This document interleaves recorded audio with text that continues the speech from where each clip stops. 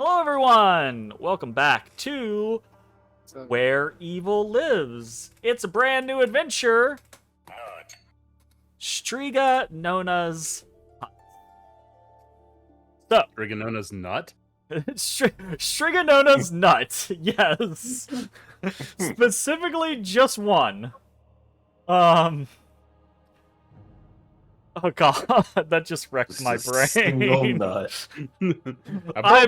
I'm already off kilter today. It's just been one of those like my brain is not here or present. So forgive me if I get very scatterbrained as we play. Bear with me, and when we'll just try to have some fun. So a little bit of a kind of like a recap or a brief kind of like interlude. Previously, the party took a contract from the Vea, their adventuring organization, to defeat the Siza, which was a monstrous lizard or avian reptilian creature controlled by the Ivory Throne. They succeeded in that mission, along with several other side quests, and made their escape back to the Vea's headquarters, which is a teleporting castle that travels the world, completing objectives in the name of defeating evil. So, since completing that adventure, it's been a couple days pass. And then, without a lot of preamble or preparation or anything like that, as various other adventuring groups are returning to the Vea with their objectives completed, suddenly, just one day, the Vea, poof, teleports away from its current location and into the depths of a snowy hinterland, at the foot of a great mountain range. And it's a few days after that that one Durag disappears, apparently having been sent off on some other mission. And you all are introduced to a new individual. Zach, why don't you go ahead and introduce your new character? Oh god. Oh god, he's prepping up. He's prepping up, clearing his voice. What? He's gonna be serious. No. He's got a plan. Hey guys, it's me, Nymdaer. Nymdaer? Nymdaer, bruh. Oh god, did you just say bruh? Yeah, but it kind of slipped out. It's me, Nymdaer. Yeah. I'm just Okay. here for a good time, not a long time. Is it Nymdaer- rewind time? Nymdaer is a surfer drow? Is that what you're going for? Yeah, man, web life. Why don't you give your new companions a brief introduction on what your character looks like and what he does? Man, I got purple skin and sweet armor. I'm like I'm a battle master focusing on poisons. I'm here So to have people fun. Wait, is that because that makes people sick? It gets it fucking lit, bruh. Oh god. I've discovered where the evil lives, and it's in Zach. That's where the evil lives. And the new mission is just go to Zach's place and beat him up. Please. Look, man, you're hushing my vibes, alright? Oh god. Every new campaign is going to be worse. Like Well, it's the beauty of, right, like when we do long form campaigns, you get so stuck into a character that you're like, this is my character for like years. It's got to be a real character. It's got to be serious. I got to do the things, right? But when you do smaller like little adventures like this, you're like, I've got an idea. bruh. Bruh. Oh, yeah, man. So, it's fun. Anyways, you are all introduced to Nymdaer, right? Via the organization of the Vea, which there's several people in the Vea that you are familiar with, right? Various individuals that basically run and operate the Vea. There's a resident healer and decurser and generalized kind of like caregiver there. There's a runesmith that doubles as kind of like the armory kind of guy. There's an old fey woman that kind of like handles all of the general goods and things like that. So there's a lot of different individuals that work for the Vea or that are a part of the Vea that aren't actually adventurers. Basically, all of these staff members of the teleporting castle itself. And it is one of these, a white-haired woman by the name of Ivayaneth, who ends up is your main kind of like point of contact as far as like missions go. And a few days after being put in touch with Nymdaer, right, with the assumption that Durag's probably going to be gone for longer than it will take to send you out on a mission, right? A few days after that, you are all called in for exactly that, a mission. And you meet with an exasperated Ivayaneth, who is basically just like, look, we didn't want this to be a mission, but it's causing problems, so we need someone to take care of it, and you're the team, right? And you are... Special forces! You are handed a list of items, your main quest from the Vea itself, and then a series of side quests, much like the previous one. And there you go. That should be it. So, your main mission is the Shtriga and her hut. The Vea has determined that the havoc caused by Shtriga Nonna's hut is too disruptive to their other operations while they're in the area. And, as kind of like an aside, she's also generally bad news. So, you all are being dispatched to either get her to just go the fuck away, or if she won't, deal with her, right? Shtriga the Hut. The Shtriga the Hut. Shtriga Nonna. Oh no! So while that is going on, Ivayaneth will actually give you a little bit of a lowdown on the individual known as Shtriga Nonna. So, without much preamble or anything like that, this is just kind of like the generalized information that you're given. Shtriga Nonna is a hag. She loves cats, cooking, and basically nothing else. She has lived high atop her snowy mountain for ages beyond even the memory of most other hags. Shtriga Nonna is unique among her kind. She isn't of the forest, the night, or of the sea. And the hag insists she has no need of sisters, at least not anymore. Rumors abound that she, in fact, ate her former coven, and there's every reason to believe that those stories are true. Shtriga Nonna enjoys dining on the flesh of any creature, especially if it's marinated in the fear and sadness born from making bad deals with a hag. Supposedly, Shtriga Nonna can look like anyone, and so her victims tend to fear everyone. Many swear she's a massive woman with claws of rusted iron, others say she's a cat who steals the souls of the sleeping, and some describe her as a beautiful woman cooking tender meat pies. The hag lives inside a mobile hut that bounds through the snowy mountains on giant cat paws. The cozy shack appears to be inviting to the outside, especially its porch, where she is known to have tea with desperate souls who climb the mountain to make a deal. If only she had stayed in the mountain. For now, instead, Shtriga Nonna's hut stalks the foothills, and the people that live there feel themselves damned. So, you're given this quest by Ivayaneth, who basically describes this situation as like, look, this isn't why the Vea is here. The Shtriga Nonna is a bad character, but she is also a character that acts, generally speaking, right? Like, acts within an accord.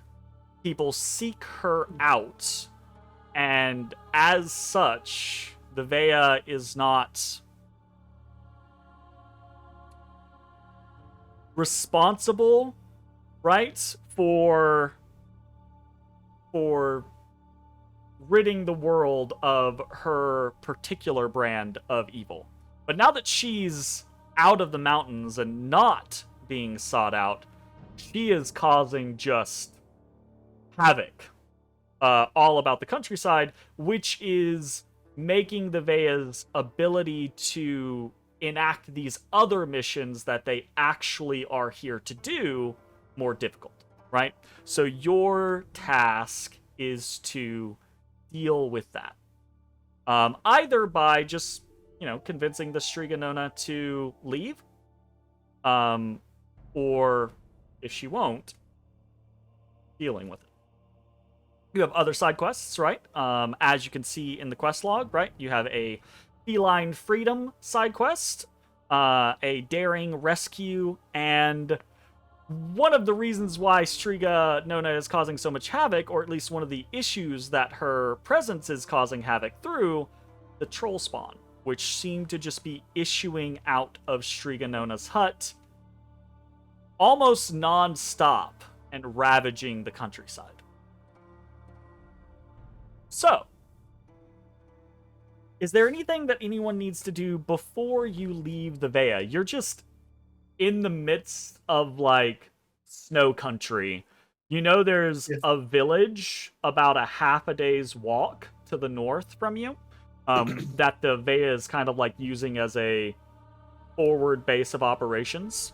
But you have no real indication of where Shtriga Nonna's hut is, because it just kind of wanders around the place. Good to know. Question. Shoot. Did we get any money aside from the 500 gold that was rewarded at the end of the combat? You got whatever money you got out of that situation. Yeah. That is your reward. So no other additional situations. You're almost kind of like you're adventurers, right? And you are rewarded based off of the completion of objectives, but you're also adventurers and kind of expected to loot places while you're doing things, right? Like, that's the aside. It's almost like mercenary work. It's like, if you conquer this town, you can also plunder it, right? So it's like, oh, you conquer this dungeon, you can plunder it, right? Like, that kind of concept. Fair. Okay. Well, then, first of all, you guys will all see my new Velociraptor, Aberdoodle. What? Had to rub it in, didn't you? Yep. I got a little Velociraptor construct just strolling around with me and Artorias. Is it always out? What is that hanging off it? Is that like a skull of some sort? Oh, the bronze skull. Yeah, that's is that tucked away somewhere, or can I look at it? That's hidden right now. Fuck There you you. go. So that is your Velociraptor's sheet. So you actually have access to it now. Use the sheet. Oh, you can't Does use it. have I my just own I info. just showed it to you. Sorry. And that works as like a find familiar. Now you spell? can edit it. It actually I think is a little more restrictive than that, if I remember correctly. So it should be that.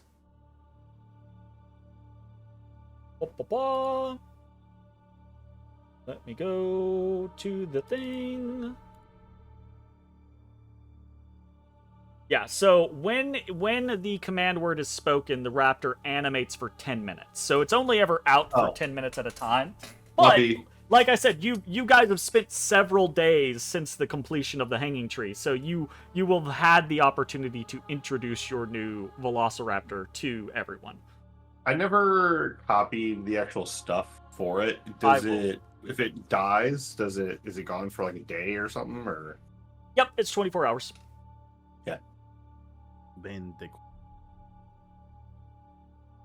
Cool. All right. Well, Aberdoodle's trotting around on her little Velociraptor legs, just hanging out with everybody. Hanging out with everyone. Doing the do. All Fantastic. right, so we currently were we actually like up on the mountain right now? Have we So started you're the kind of adventure? in the like the foothills, right? So there's this massive mountain range to the north, right? Like quintessentially like snow-capped mountains, snowy hinterlands is what you're in, right? Like heavily forested areas, kind of like rolling hills, etc., etc. And there are dozens within probably like a 50-mile radius. There's probably a dozen or more little sleepy snowy villages, right, that are all in a fucking panic because there's one, a fucking castle showed up out of nowhere. Two, Shtriga Nonna's fucking cat hut showed up out of nowhere, which is bad news to all of them. They're used to like people sneaking off and going up the mountainside to make a deal with the hag, right? But now she's just wandering around in their, land. And three, the troll spawn are just vomiting out of the fucking hut and going and attacking and killing everything. So I just imagine, like, if this thing is up walking on legs, I'm assuming this is like highly based off of Baba Yaga. But like, are they they're just like it's Baba Yaga's hut, but with cat paws instead of chicken legs. Yeah. Yep, absolutely, 100%. So this thing is just literally shitting out trolls as it goes. Well, about. they will specify, right? Like they're troll spawn, not actual trolls. So like, if it was spitting out trolls, the Veil would probably be like, no, We're go out. like 15 units, go deal with that now, right? Troll spawn significantly, smaller variants of trolls, very weak, right? Like, but still have the same kind of troll. Would you say issues. minion-esque? Minion week? Yes, minion-esque. Yeah, absolutely. Okay. Right? Like, in fact, you have been told, if you read that quest log, right? Yep. The thing that says, no matter how many of them are slain, they seem to keep coming. So the villagers are able to kill these things, right? They're like I said, basically minions, but they just don't stop coming, and they have the normal troll issues of regeneration. And it's confirmed that they come from the witch's hut. That people have literally seen them like jumping off of her porch. Or, I mean, As how she do we find kind of like just bounds past villages, trolls will just be like, troll spawn will just be like, she's just yeah! spawning them like Urukai. Who do you I guess serve?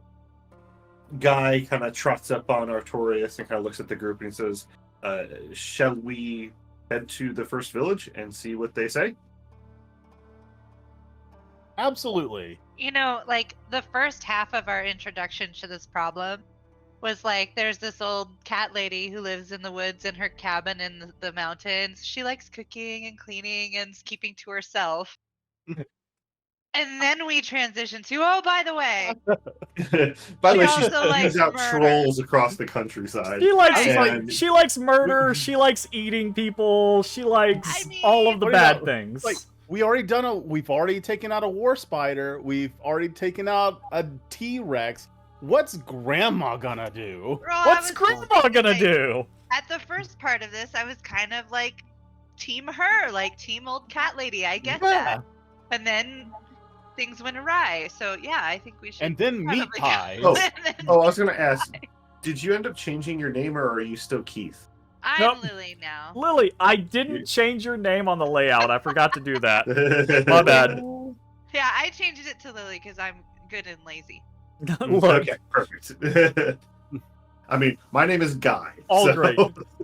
Guy, Well, the problem is the I, Mitch could man. not respond to that name. Like you could yell Keith at me and I still would not. You're like, wait, what? nope. So, But yeah. Oh man, so that sounds totally righteous. Let's head to the villagers. oh goodness. All right. I am programmed to hate Drow. Wow! Wow! What the fuck? All right, man. I guess I'll see you later. And I just I just leave. Well, No, No. no. fucked up. Guy is not programmed to hate Drow. is Guy programmed to hate anyone? Reptiles. Goblin. Well, again, so Guy is entirely a construct, and I'm playing him as if he has machine learning. So he currently is gaining hatred for orcs. Oh, because you guys had a bad experience. Because Doma with beat the orcs. shit out of his dog. Yeah. Ooh, yeah. Yep. Okay. Fair enough. Duly And noted. he is also becoming more morally ambiguous based on the actions of the party in the previous area. Morally ambiguous. Oh God. What Very ambiguity nice. was there? Your guys' actions dictate how Guy evolves. Wonderful. That's terrifying. Oh God. totally righteous, man. Oh no. I hope by the time we start the third one, Guy starts talking like, I'm sorry, Zach, what was your character's name? Nymdaer.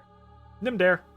Nymdaer. Which okay. was so close to Nymander that it actually made me double take Mitch. 'Cause I was like, wait, yeah. what? I don't know what Nymdaer is. Because also, I mean, You're basically a Malazan. drow, right? Yeah. Really fucked me up. What's Nymander? It's a character from the Malazan. Well, it's Book of the Fallen Animander, but yes. No, Oh, no, yeah, his Oh, you're Nym- talking his brother. Yeah. his yeah. son. His son. Yeah, Nymander is one of the kids that Andrist was taking care of and teaching, and it's his it's Gotcha. Animander's I do son. not remember Nymander at all. It is a minor character comparatively. All right, so yeah, we could probably go ask people, or we could see if any of our friends are like righteous trackers. Right, because she's Also she's situation. mobile. We're gonna have a hard She time mobile. getting all. We're gonna have Yeah, to pin but her like down. big feet lead big tracks, man. So would you all like to head to the nearby village at least as a starting point, and then go from there? Yes, please. Okay, easy peasy. You set off Do it. through the snow. There's kind of like a makeshift path that has been made already towards this village, so there's no real risk of you getting lost or anything like that. It's basically where the Vea is, unless they're giving out specific instructions or directions to the groups that they're sending out. They're basically like, yeah, just go to that village and then figure out where you're going from there. You know, so other people who have already left before you have already blazed this trail. You're able to make it to the village in about 2 or 3 hours of just kind of like casual, walking through the snow through this trail, and you find this little sleepy village. Maybe 20 or 30 buildings, none of them 2 stories, all of them relatively small. Roofs covered in snow, little chimneys piping away. There's a little like wooden wall, again covered in snow, dark wood, kind of like ringing the circumference of the village. But there's a couple of like little houses or buildings kind of like outside the periphery of that wall. Not a place you would want to hold against like an army, but defensible enough for like not to have to worry about like the local wildlife or maybe a couple of troll spawn, that kind of situation. And you're greeted in a not dismissive manner, but kind of like oh, it's another group of adventurers from the random castle that showed up. Cool. What's up? Right, like kind of situation. So there's not, unlike the initial adventurers that probably showed up here, there's not a lot of like hype or like, oh my goodness, who are you? Where did you come from? Type situation. They're over the last couple days, they've kind of gotten used to just these groups of adventurers showing up in this village from the mystery teleporting castle that has arrived. So you guys can ask around town or do whatever you would like to do from here. Yeah, that's pretty cool. Hello, villagers. I am Guy. Have you seen the Cat Shack? It's a little bit of a place where The caddy shack. Wow. Wow. I don't know how to respond to that. Yeah, so there's this kind of like old hobbled man that you flag down guy that you ask this question of, and he kind of like looks and he just kind of like nods. He's got these very kind of like, he's got that typical like super saggy skin, very kind of like the eyes drooping over, or the you know, eyebrows drooping over his eyes, and then he does that kind of like quintessential, like he looks at all of you and just kind of like, eh. And then his eyebrow raises as he realizes this is not a person on a dog, it's a mechanical man on a mechanical dog.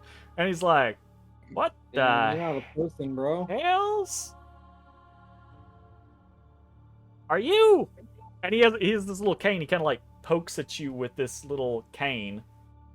Ting, ting, ting. Ah, Just shit! slowly slides off Artorias. Are you made of metal? Yes, sir, I am. You're gonna get cold. I don't believe he has a nervous system, sir. I'm trying to figure out how I would, because I mean, I've got to feel pain when I get like chopped up. You don't gotta. Yeah, you don't I gotta. mean, you can take damage, but you don't have to feel it. Kind of like gestures with his cane and says, I reckon you better be careful there, Sonny.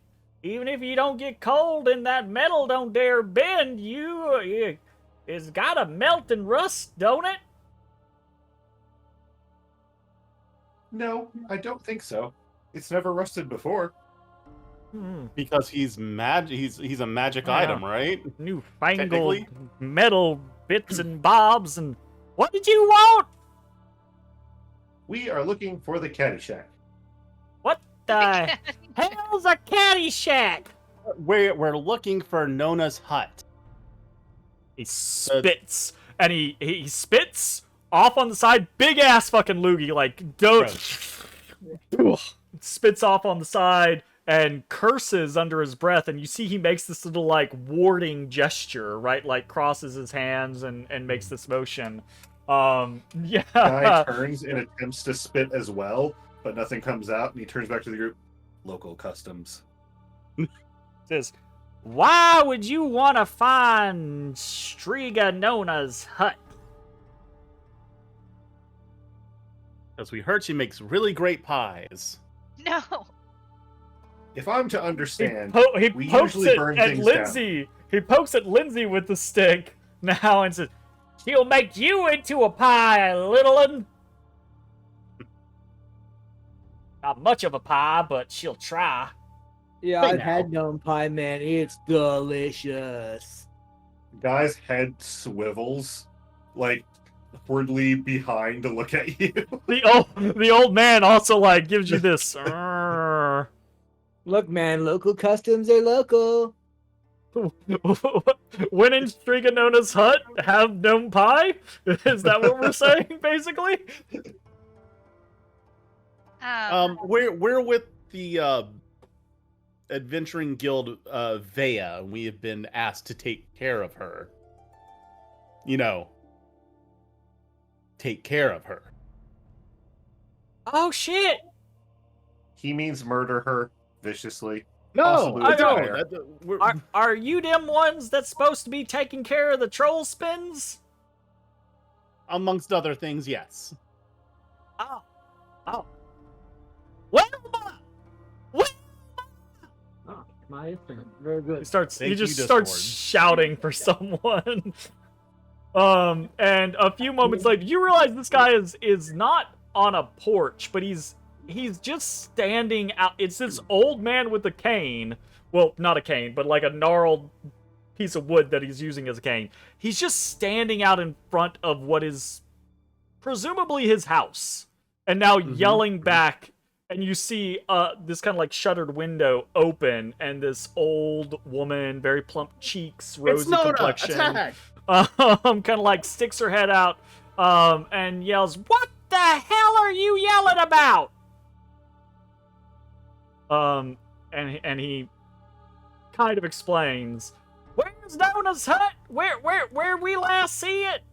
And there's this brief exchange where you are told that the last time any of this village has known about the whereabouts of Shtriga Nonna's hut is about a day and a half to the northwest, where she apparently, a horde of her troll spawn wrecked most of a village before they could be driven off. How long ago was that? About 3 days. Do you know the direction they were traveling? Nah. Nah. Nah. Nah. Nah. All right. Well, thank you. God damn it. That is helpful. So I have a DM question. Shoot. I built my character so she has a very strong affinity for crows. Ooh. Would you allow me to like put up a little altar of like nuts and bolts and little shiny things to see if I can get any of the nearby crows to come talk? Abso-fucking-lutely. 100%. So while that conversation was happening, I'll just kind of like sidle off to the side, kind of closer to where some of like maybe some trees are, Ooh, sure. and just kind of put a little altar for some crows to see if any of them will come. Yeah. There's a little like copse, just to the southeast of the actual village gate itself, right? That they use, they prune the trees for various like purposes, rather than just clear cutting it or anything like that, right? There's other portions of forest, but this is kind of like the closest like actual section. And yeah, you're able to easily like just kind of head over there, set up. What does this little situation look like? What you got going on here? So I'm gonna clear off like a stone area and, you know, kind of take some shiny little bubbles out of my pocket and just kind of put them in the center with just a little bit of bird seed and kind of stand back and wait to see if any of the crows will come. Okay, sounds good. Were you going for Lily, something, Mitch? Well, if you would like some assistance, I can magically tinker with some of your baubles to make them make sounds or have smells or do a visual effect, maybe shine more. If you can make them shiny, that would be awesome because crows really like the shiny. Super shiny bolts. That's All right, then I will magically tinker to make them kind of blink. Oh Trying to attract god, more. they're strobing bolts. I love it. We're gonna get a fucking crow rave going here. Oh, We just come back to the crows. Just Oh, absolutely, yeah. So, 100% Lily, you're able to go off, clear out this little space, put down your kind of like offerings, take a little step back, and wait. And it doesn't take you long because you can already see there's plenty of crows in this area, period, right? But they take notice of you very quickly, and they take notice of the shiny things and the birdseed that you leave also very quickly.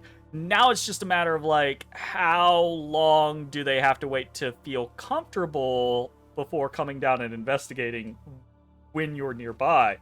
And it doesn't take that long, maybe about 10 or 15 minutes, actually. You kind of get the impression that there's probably someone in the village that hasn't tamed them necessarily, but like probably makes it a habit of leaving out things for them or giving them things like birdseed or you know, oats or those types of things, and they've kind of gotten used to it. So you are this strange extension of that for them. Okay. And within about 10 or 15 minutes, a crow alights nearby, stands there, kind of like watches, does the whole like bird thing, eye looking at you, head bobbing back and forth, starts to creep closer. And as he does, there are other crows that start to alight nearby as well, kind of like watching and being like, okay, this one's the sacrificial lamb going in. If she gets him, we all fly away, right? Can I use speaks with animals and talk to him? Absolutely, 100%. So he gets closer to that altar, and then you cast your speak with animals spell, what do you say? I'll say hello. Bow, mortal. Hey, little sons of a bitch. It's me, Keith. Lily. Back from the grave. So I'll say, as he kind of is eyeing me, I've left these for you. They're free. But I was wondering if you've seen or smelled anything that shouldn't be here nearby. And kind of like he does the little like bird dance where he's kind of like unsure of something, right? And he's looking at you, he's looking at the pile, he's looking at you, he's looking at the pile, and then says,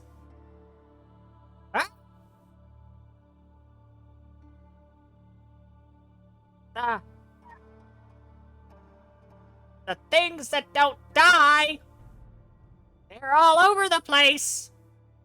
We try In the to woods? everywhere. They keep coming from the what would he call it? He'd probably call it like the Lynx Beak word. Hut. I think The is hut. what the Lynx Hut is what he would call The it, lynx right? hut. Because What that's direction is the the lynx hut? closest animal that he can akin to the fucking feline nature of Shtriga Nonna's hut. You ask him kind of like, it kind of like dances over away from you to some of the other crows, and then dances back a moment later. Northeast. There you go. Thank you. Which is not to the northwest, which we were told. Oh. So it appears Shtriga Nonna's hut has indeed shifted trajectories and gone in a different direction, and you've now been given more accurate indications on where the hut currently is.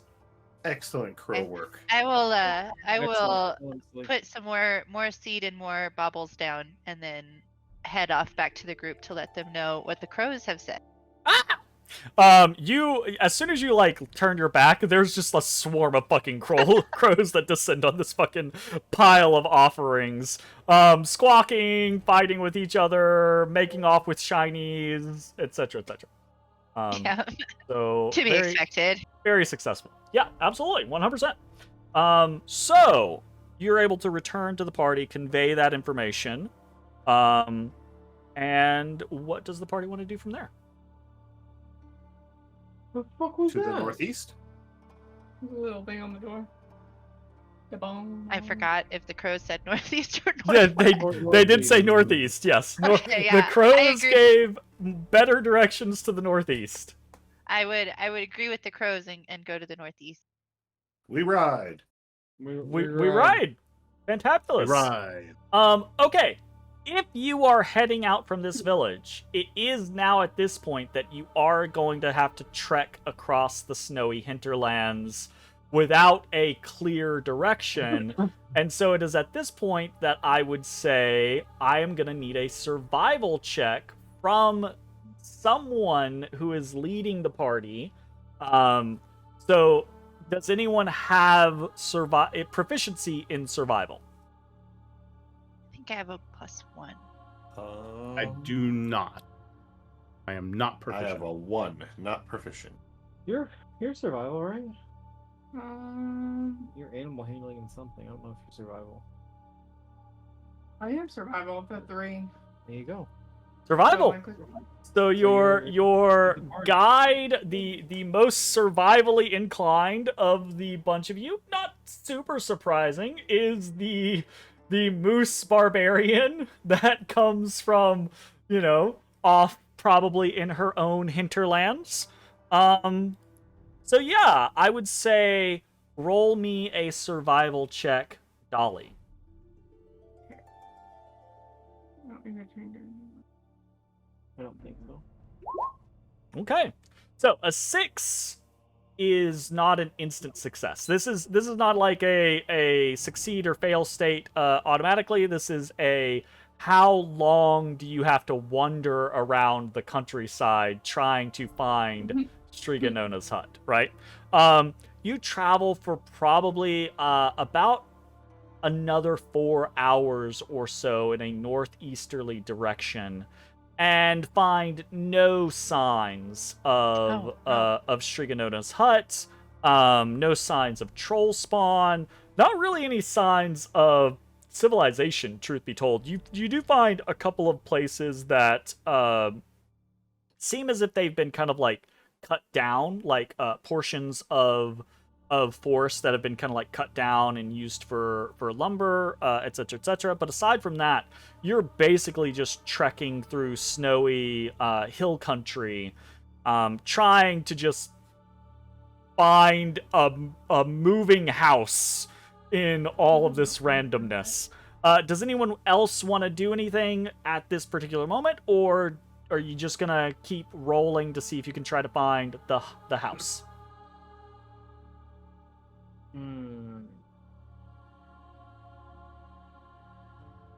I cannot think, or do I have anything to assist in this really. But I will take a moment as Dolly is doing her tracking to pull her aside and say, you know, Dolly, you are a wonderful tracker. Everything you do out here in the wild is inspiring to me. I wish to one day learn the skills that you have. Lead us to the hut. Is that your Attempt to pep talk her. Is that your pep talk? Very nice. All right, pep talk complete. Mark it off the list. Which means that I believe, Dolly, you now have a 1d4 inspiration that you can use on any roll. Potentially a survival check. Is anyone else doing anything? You know, maybe, you know, just to pause the situation. I'd like to pull Guy aside, or not even pull him aside, but like just while we're traveling and be like, you know, talk with that old guy. Got me wondering, who made you? Were you what? How were you made? How are you constructed? This is why these objective cards work, is to cause this kind of fucking conversation. Now let's see if Mitch has prepared that much of his backstory. If he doesn't, he can fucking improv. Here we go. I currently cannot share that information. However, Ooh. if we continue to travel together and we build an affinity, perhaps I can. Okay. All right. That is such a What about fine then, what keep about your Artorias? secrets kind of moment. That Was he is- also made, or did you make him? Artorias? Yeah. I Like, made I've seen you Artorias. doing a lot of repairs on him. So did you make him? I did. Huh. He is of my own design. Oh, shit. Really? They're learning how to propagate. Oh god. Yeah. Okay, cool. I will say, Jay, if you can end up using that for something later, then by all means that counts. Otherwise, you might have to mulligan and try again. Right. Sorry, did I throw a wrench in what you were trying to do? No. Oh, I was Right? just doing one of my goals. Yeah, because Hold on. Where is it? It is. Where did Roll20 go? so that's the just a moment card, Yep. which is Hold up a minute. it encourages having a non-combat I'll moment just with take another some- player. Did it? You know what? Let's do this better. How about roll a d20? Let's see. Let's see Let's if you have the built dice. an affinity yet. Okay. Yeah, let's see if you built the affinity yet. All right. Here we go. Oh, okay. How's a 6? A Not 6. Okay. Back to the drawing board on that one. Okay, sounds good. I'm gonna put that back on. I can't put that back on you. Oh. Can you put that back Well, I on mean, you? that's fine. That's fine. Ah!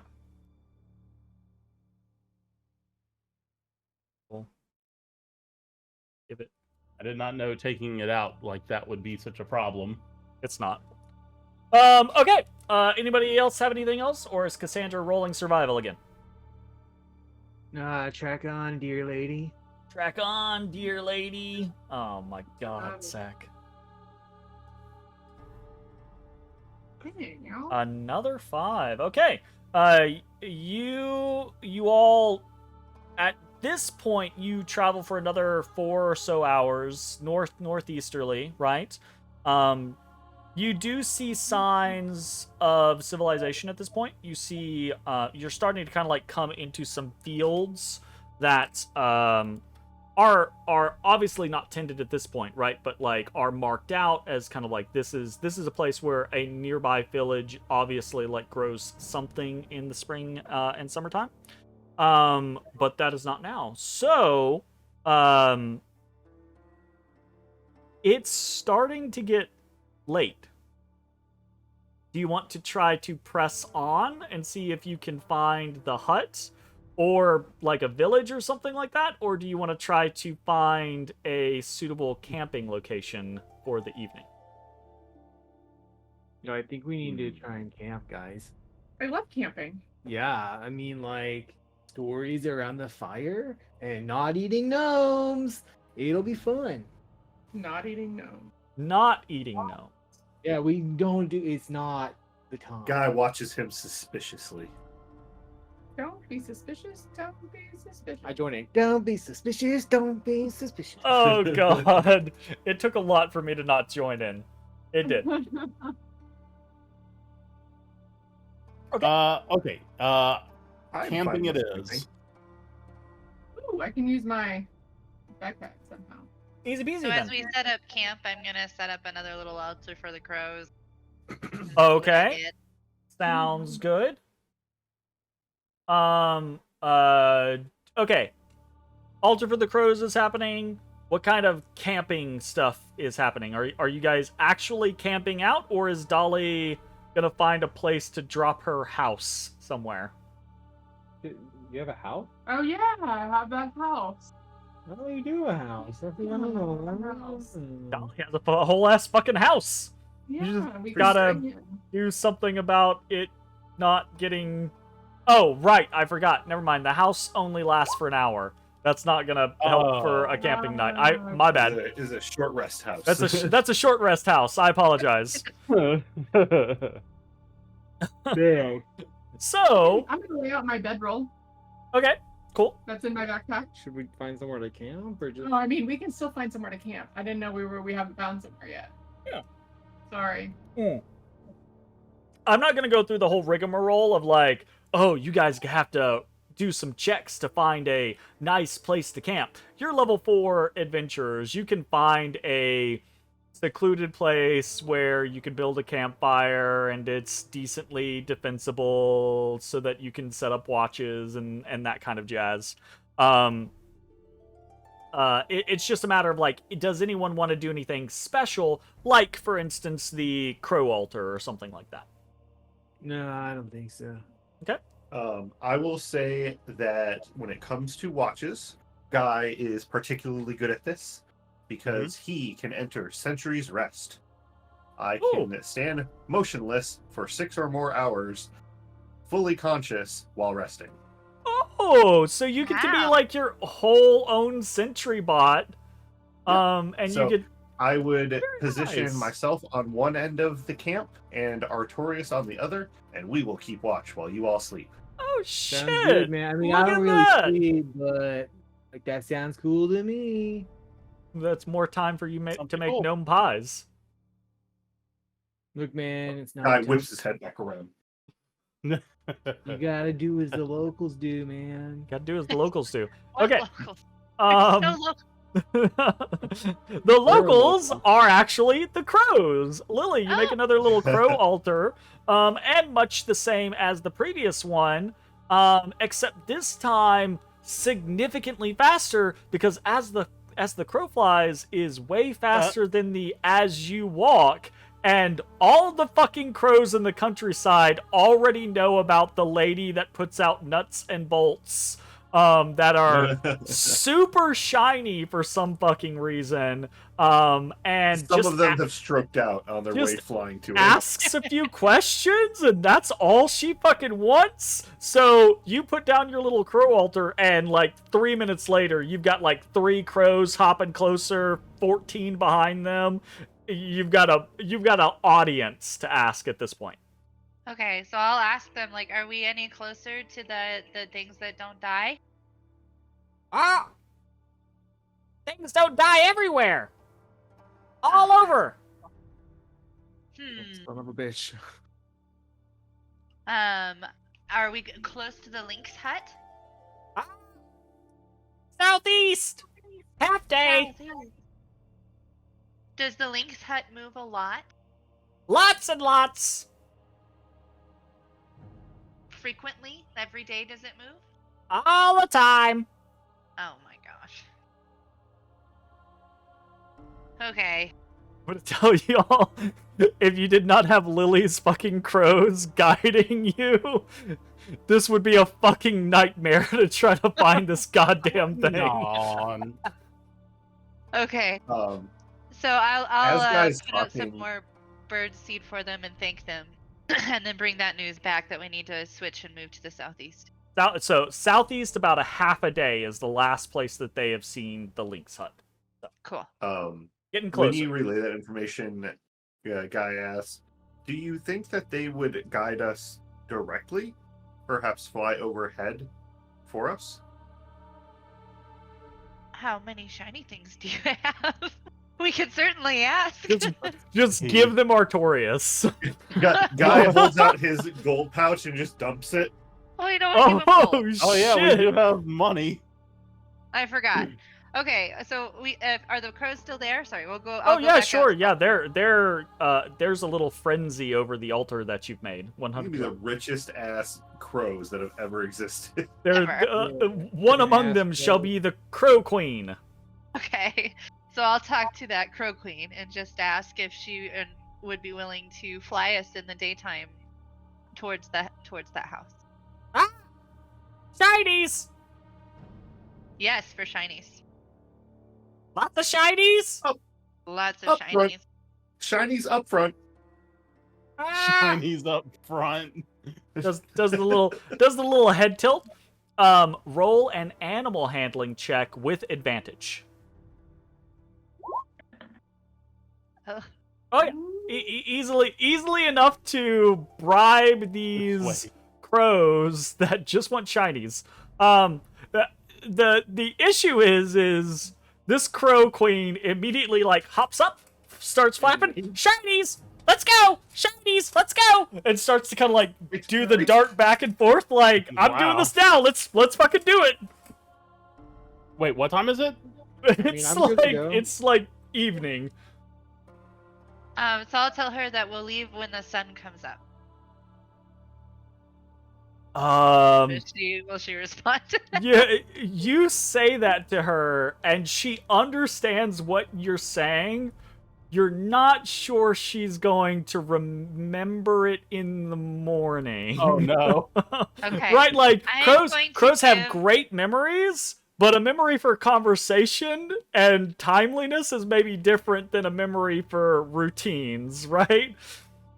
So I'll give not Artorias, Guy. I'm gonna give Guy a healthy portion of all the nuts and bolts that I have saved up over time, Sure. and ask Okay. him to just replenish it every hour or so until we wake up to keep the crows interested. Oh shit. I can do that. Okay. Gotcha. Sounds like a plan. Okay. Anybody else have anything?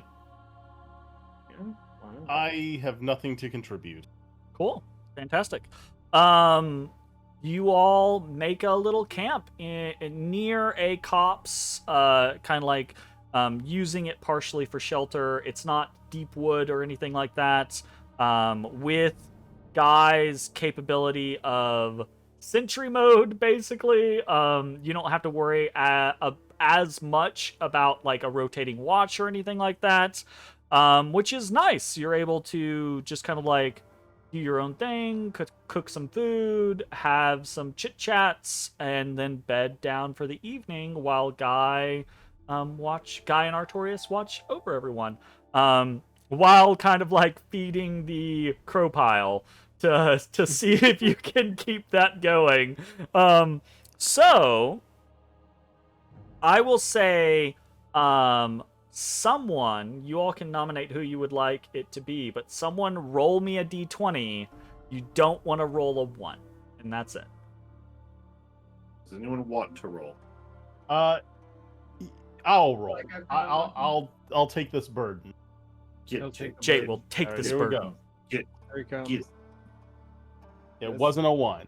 Not a one. Another one. It's all that matters. As close as it can be to not being a 1. Not a 1. Not a one. Very not a one. That's all nice. that matters. Nobody cares. Dear Not a 1. Lord. Okay. Relatively peaceful night. Your sleep may or may not be broken, depending on your characters and how they would react to things, to a lot of nighttime noises. Wolf howls, owls hooting in the darkness, and the occasional blood-curdling screech. Like a Sweet. fox? Have you ever heard of fox? Yes, I have. I have heard fox. Not They do be yelling. quite. More human, Oh. but more aggressive than like a scream of pain.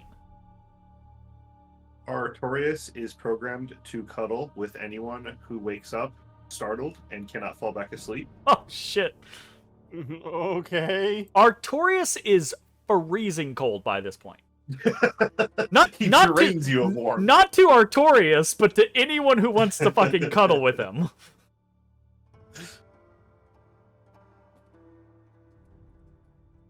Easily enough, the night passes. You all awaken in the morning. And now I'm gonna say, Guy, I need an animal handling check with advantage from you to see if you were able to keep the crows enticed throughout the night. Okay, here's a question. Does that work as my play into it? Because that is my lowest score. Abso-fucking-lutely. Excellent. Animal handling. So Guy is over here knowing, surprisingly, having a quote-unquote dog mount, right? But being terrible with animals, having no idea what to do with living creatures, and doing like, "Tink, tink, tink. Hello, crows! I'm here to offer you bolts!" And they all fly away every fucking time. I want to imagine the first time he does, he takes them and throws them at Just them. throws beans a fucking crow in the head. Oh, God. That being said, a 19 will absolutely do it.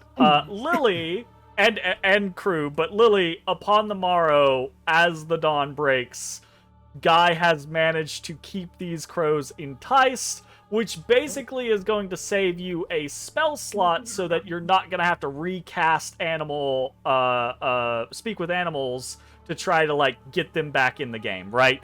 Perfect. The Crow Queen that you kind of, like, talked to earlier is like, we go now, right? You don't speak Crow anymore, but she's obviously, like, flying up to you like, let's go, right? Kind of like situation, and able to, like, lead everyone off into the distance, which means at this particular point, I still want Cassandra I still want Dolly to roll survival, but I want Dolly to roll 3 times. Wait, what? Survival what? Roll survival 3 times. Double advantage. It's basically like a super advantage. And a 20 will do it. With the guidance of the crows, you can see, like, the Crow Queen very kind of like, every hour comes back, gets in your face, you have to kind of, like, send her away with another fucking coin or bolt or something like that. Flies off a little distance. There's this just a little kind of, like, trail of crows, and you can see them flying off to the as you're heading southeast, flying off to the northeast and southwest, right? Kind of like branching out and kind of like blanketing this area to make sure that they can find the Lynx hut. And sure enough, about 2 hours walk in through the morning, you get redirected from the southeast to the southwest, as the Lynx hut has been apparently traveling through part of the night, and has kind of like swooped underneath behind you, and you end up going back a little bit towards the original village. Before, after traveling for about another 2 hours, you can see the Shtriga Nonna's hut in the distance, and it's moving. Oh, currently. Like fast? Not like super fast, but it walks, right? And then it'll bound a little bit, and it'll walk in a little different direction, and it'll stop. And it'll turn and walk a little different direction and bound a little bit. And you see it occasionally. It's a cat. It's Gotcha. just fucking catting around the countryside. So you have there's no chance of you losing it now, right? Like, it's in your sight, but now the question becomes, how the fuck do you get on this thing?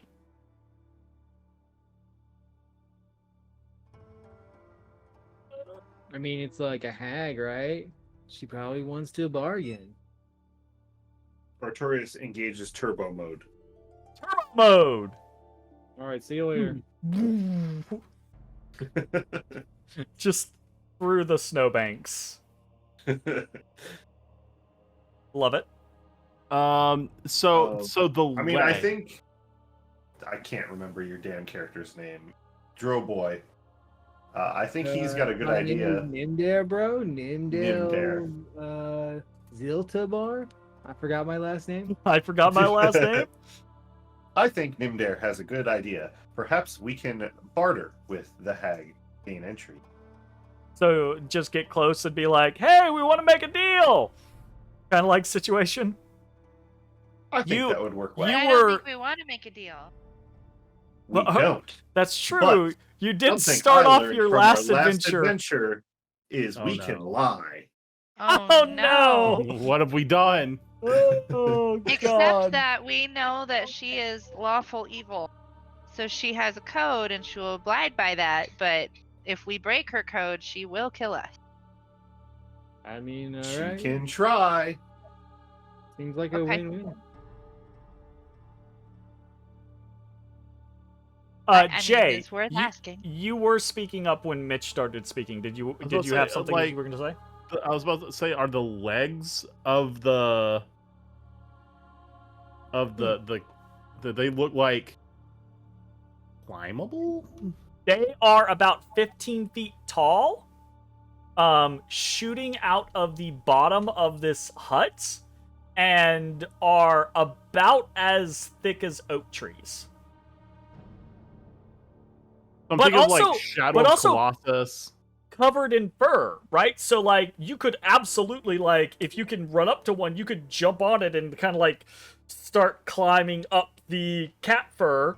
The issue then is that there's a little bit of a lip, right? At the base where the cat legs come out of the hut, there's a little bit of a lip kind of like onto the front porch. So you'd have to Right, get yeah. up there, and then you'd have to be like, oh God, how do I... I got an idea, guys. I got an idea. Here we go. I go over and I pick up Linsey and I put him right near my face. Uh-huh. And I look at him and I get real serious. I say, hey man, I wasn't joking about eating the gnomes. And I hold him real tight. Are you cared? I'm a halfling. Okay, so does that mean you're not scared? I think I do I want to be scared? Because I think if I don't want to be scared, I think I get advantage on fear. Oh, I understand what you're doing. I am scared. Yep. That's my idea. I'm yep. Also super scared. Are you seasoning the meat? I am. Yes. Nice. Very nice. Good shit. Good shit. Okay. So I'm trying Are to draw we- her over here. by are we seasoning the meat. deviating from the plan of trying to do a deal by scaring something to I have just it wanted to be bring the more house over flavorful? here. I don't want to chase the damn house. Okay. That's what I'm trying to do. Right. I'm trying to make her stop the house because she likes beer. Here's the issue. Yeah. I don't think Linsey was actually scared by that. I thought he was a gnome. I didn't know he was a halfling. I'll be honest with you. So That's racist. I don't Yeah, think well, that draw. worked. But you are on a line of reasoning that is plausible. Right? Like, if you could cause true fear to a living humanoid, then you might actually be able to easily get the attention of the hut. Well, let me check my spells. Do I got anything that makes fear? But the hut itself can definitely tell the difference between just like, I mean, yeah, that hey, I'm tracks. afraid, versus like, oh, this is a creature actually like afraid. Yeah. I ain't got fear shit. All right, then. I guess let's just chase it. Well, I will say, I do happen to have 4 potions of climbing, Ooh, and those legs look real hairy. sure. All right. We'll still Another gotta- option is I could magically infuse one of Lily's arrows, and she could shoot a message up into it. How She far might be away mad about an arrow in her house, though. A la message in a bottle.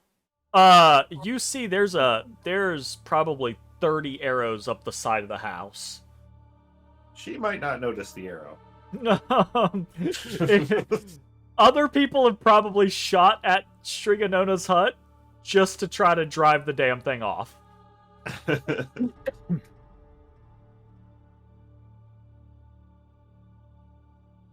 All right, Yeah, so you're talking let's about just that chase control it and build. start yelling at it when we get close, I guess. All right, easily doable. You're able to all, the kind of odd meandering that it's doing makes it so that getting close to it isn't an issue.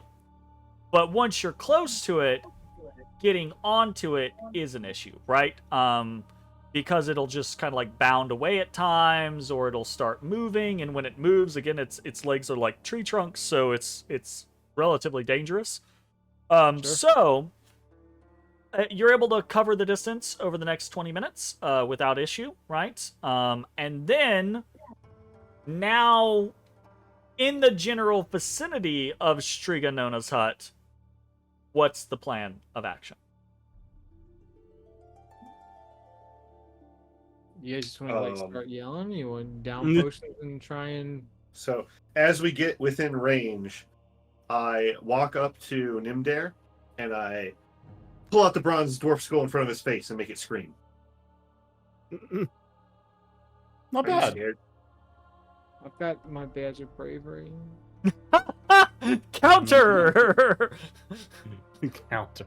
Damn, you even looted him? Counter! You robbed him as he was on his way out to a mission. God. I have advantage on. Do you want to retcon that? Because like, I mean, you're the only one that didn't know that. You're I the had only it, one so- who doesn't. You're the only character that doesn't know about the screaming skull. In theory, that's why he Alright, chose well- you. I mean, I'll roll it, but I have advantage on it. I mean, that's a chance at genuine fear, at least. Entirely up to you. Okay, what's the saving throw? There's no saving throw on it. It just screams. So, Jeremy's It so doesn't actually. prerogative. it doesn't actually cause fear. It's just a concept of, do you think it would have actually startled Nymdaer or not?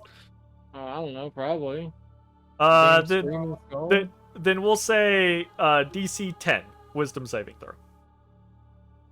Okay. I did not do it. No. Not scared. Like, a little startled perhaps, but not actually afraid, which is the thing that you're going for. Sorry. Unfortunate. It's Right. funny. Put the skull back away. It's difficult to be afraid when you're trying to be afraid. You know, it's is. like going to a haunted house when you're like, yeah, I'm gonna go get scared.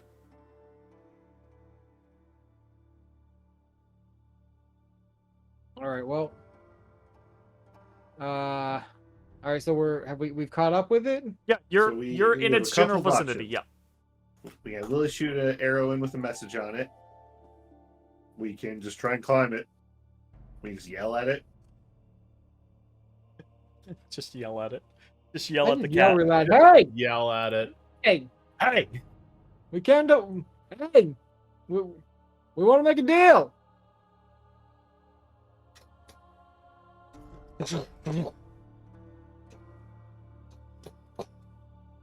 What was The that? hut. Was that it backing up? The hut pauses. It kind of like bounds away as you yell, then pauses and steps back towards you, kind of waiting.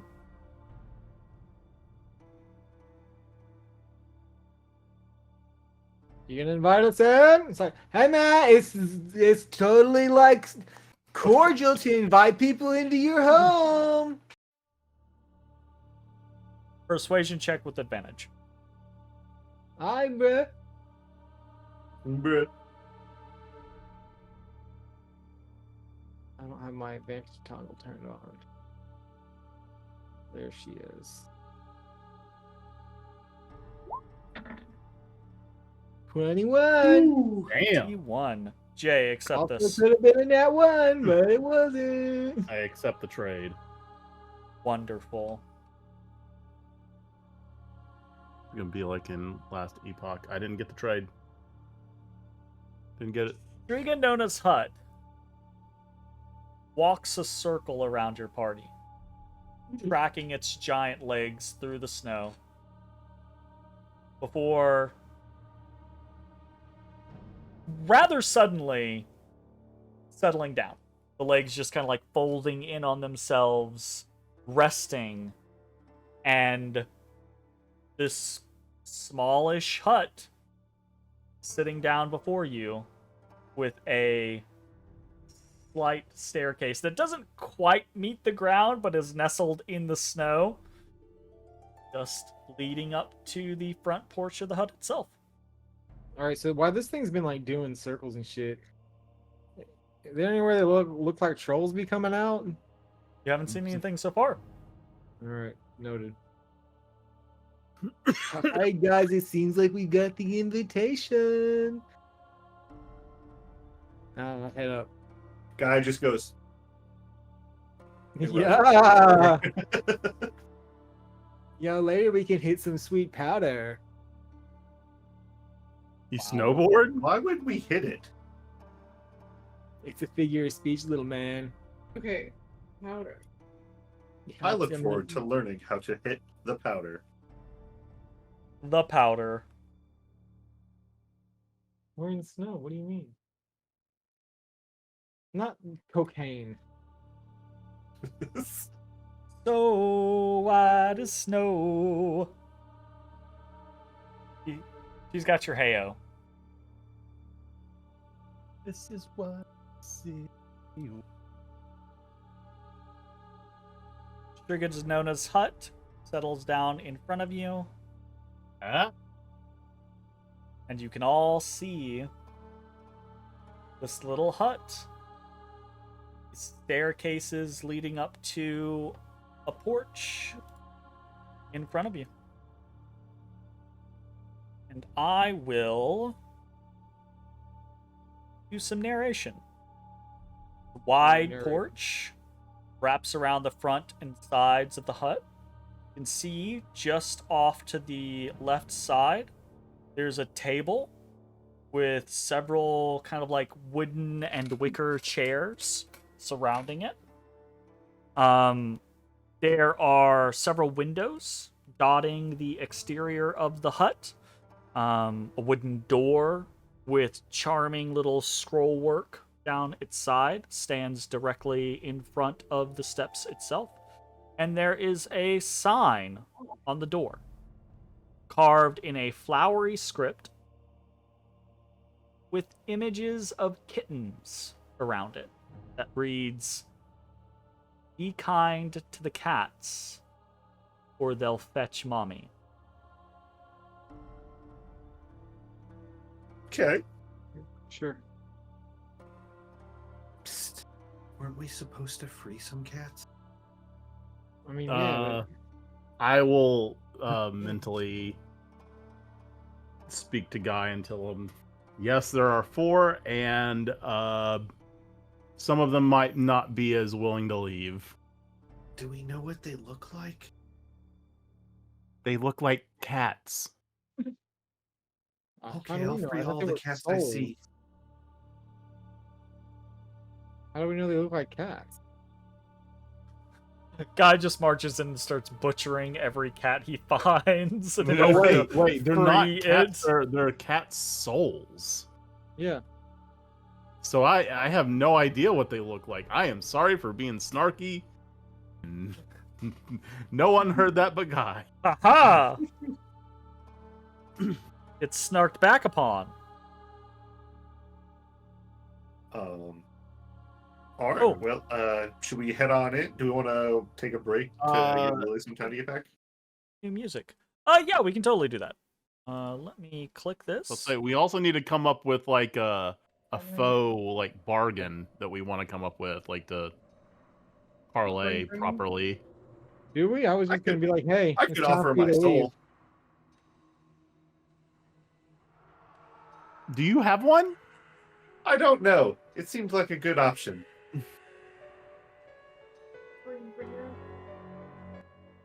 We'll But get do you we'll get to have one? we'll get to listen to the Witch Factory in the meantime.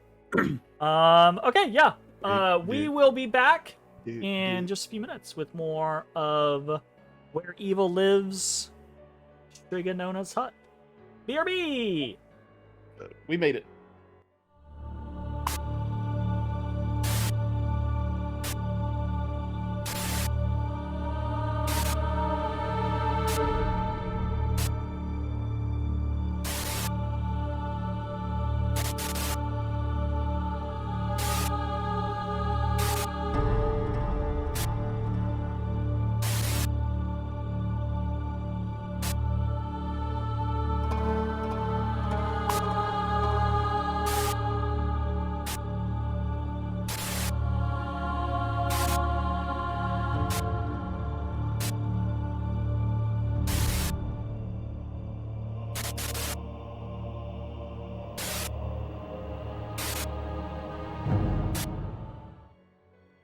Welcome back, everyone, to Where Evil Lives. We are back from break.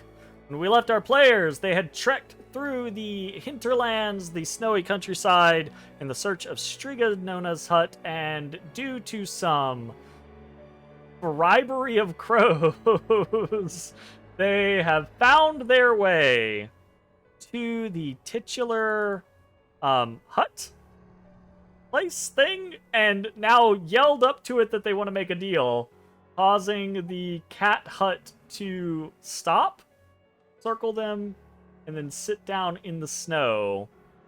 And now everyone is standing outside of this little hut. I quickly jump on before the cat leaves. Yep. Absolutely. You jump up onto the porch. Is it a real cat? It is not a full cat. It's just a hut with 4 cat legs, which is very Does it have a tail? strange. No tail. No tail. Oh. No tail. Just 4 weird cat legs that come out of the bottom of this hut. Are they furry? Yep, absolutely. Very furry. And orange. Is the house furry? Is the house furry? The house is not furry. No. Oh, All right, I will silently speak to everyone's mind real quick, just to be like, consider a potential deal you want to make, like a faux deal, just to make sure we keep her talking, maybe feel out the situation a little bit longer. I'll ping. Guy is not going to trust anyone and lie to everyone by the time we're done with him. pretty much. That sounds about right. Trust no one, resort to violence at all times, and lie to bribe- everyone. And bribe the bribery? crows. Yep. Bribe the crows, and we got it. Well, that could be taken as a different way. That could be kind to animals. Good things happen.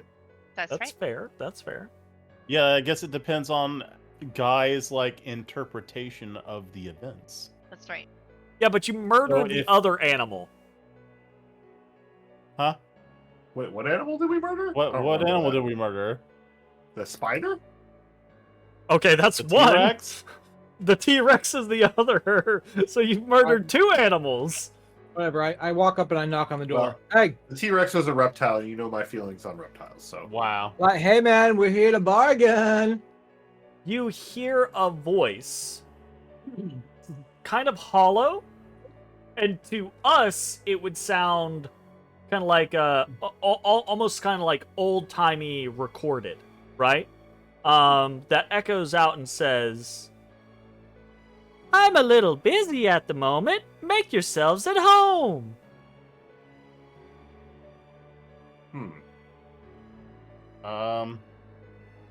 I open the door.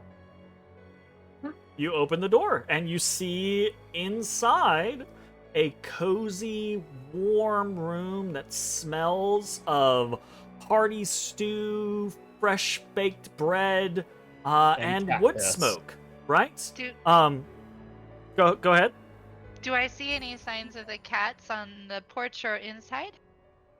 I guess I don't know if that's investigation or perception. You don't see any obvious signs out on the porch where you're at. Right? Actually, I'll say, roll me a perception check.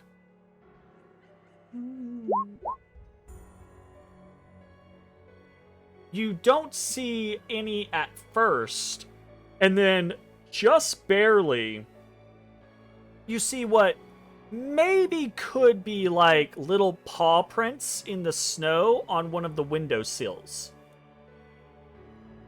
Okay. But they're a little kind of like covered by newer snow, that type of scenario, but they're just these slight little paw-shaped depressions. All right. Well, Okay. I got to make myself at home.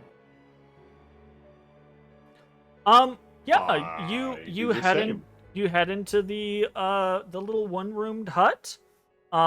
There's this crackling fireplace at the back. There's this big kettle, this big pot of stew bubbling on it. There's a long ladle that just kind of like sits on the on a hook to the side of it, right? And the room is furnished nicely, not like wealthily, but it's this nice little kind of like country house. There's a table off to the side with a couple of chairs. There's a tidy bed on the left side with a straw mattress and a shelf at the south end holding a cookbook. It's kind of like splayed open and you can see pictures on it, and there's a couple of jars here or there on it. It just looks like this kind of like single person's country house, country shack. Oh, cool. Well, I'm gonna go sit in this chair and start ritually casting detect magic. Okay, sounds good. If I do get it off in time, whatever. If I don't, whatever. Sure. I'm just Yeah, attempting. absolutely. Starting ritually casting. What's everyone else doing? I'm exploring the I route. will also ritually cast detect magic. Okay, So we have two going. Dolly's I'm gonna look around too. Dolly's exploring outside. What about you, Lily? What are you doing? I'm looking around for cats. I'm interested in the Just here for the side cats. quest around the cat. So I'm kind of looking around, seeing if I see any of them or Sounds if they're good. hiding as cats normally do.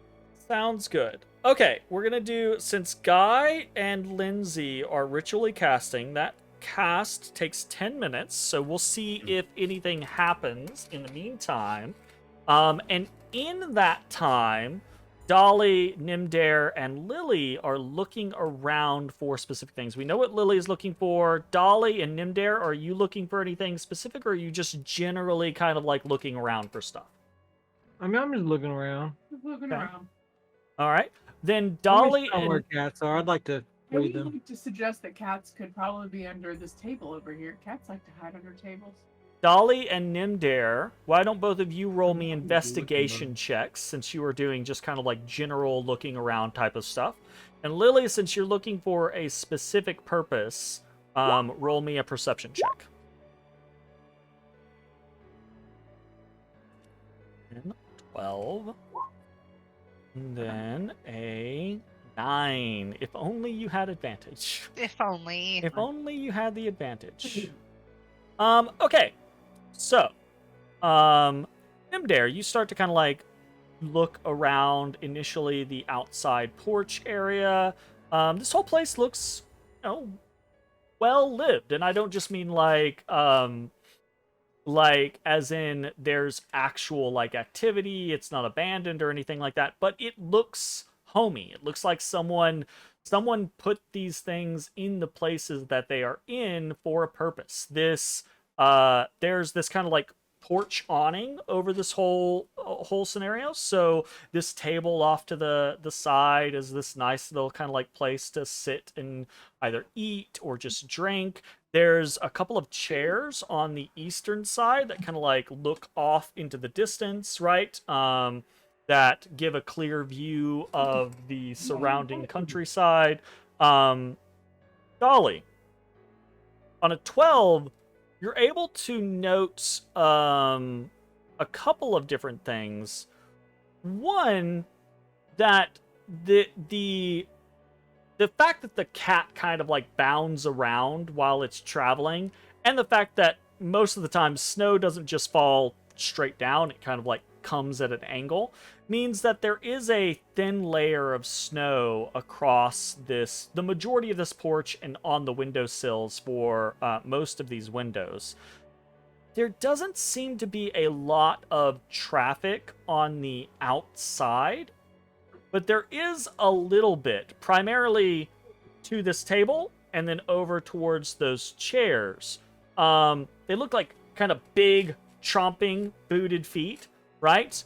But you also see enough tracks that kind of like indicate that there are other individuals, and these other things are not shoed. They have kind of like big, long, clawed feet, right? Not like a cat, more like a human's foot, but like half again as long with big toenails, right? Almost all of those are coming out the front door and then just kind of like off the fucking porch immediately. No like traversing around or anything like that. Just straight out the front door and off the porch. Lily, on a 9, you start to try to suss out cats. Saw that little kind of like pile, or that little kind of like track on the windowsill. Which does indicate this concept that though these are cat souls, they might still have a cat-like form, right? If they were to leave such an impression. Or, right, potentially that there are living cats and dead cats. You're not sure which from the differentiation. Oh, I must have misunderstood what that said. Do you go Like- inside? Yeah, I'm gonna go inside. Linsey and Guy are distracted with their ritual casting. Lily, as you're kind of like looking around, you see there's a bunch of food on the table, some of which does have these kind of like little chunks ripped out of them, about the size potentially of what like maybe a cat mouth would be, but it doesn't match the shape necessarily, right? It doesn't look right. something looks off about it. Nymdaer, Dolly, and Lily. Anything new? Because this ritual casting is going to take a little bit more time. Okay. I can't quite tell what's weird about it. You can draw your own conclusions. You just know that it's the bites are about the size of a cat mouth, but don't look like a cat's mouth to you. Okay.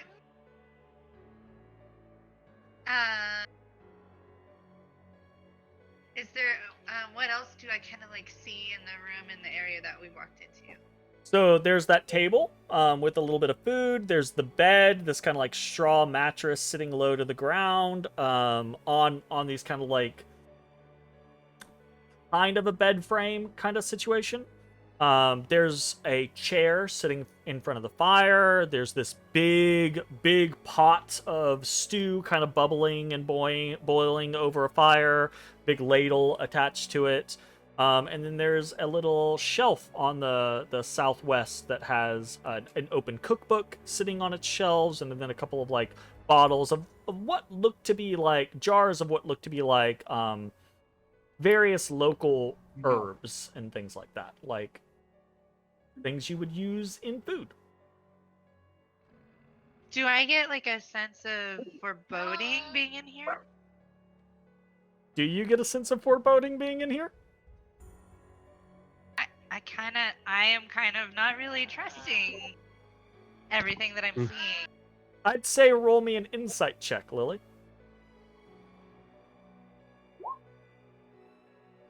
Ugh. 4. Yeah, you have foreboding. This, I mean, why wouldn't you feel a Right. sense of foreboding, right? You're here to deal with, at least, deal with a hag. At worst, battle a hag. But you can't put a finger on anything. Yeah. So I'll like kind of turn around and go back outside. Am I allowed to leave the house? Seems without issue. Fantastic. So I'll go hang out with the rest. I'm not feeling super great about this. Okay. I Alright, don't say well- as much. I'm not feeling super great about this.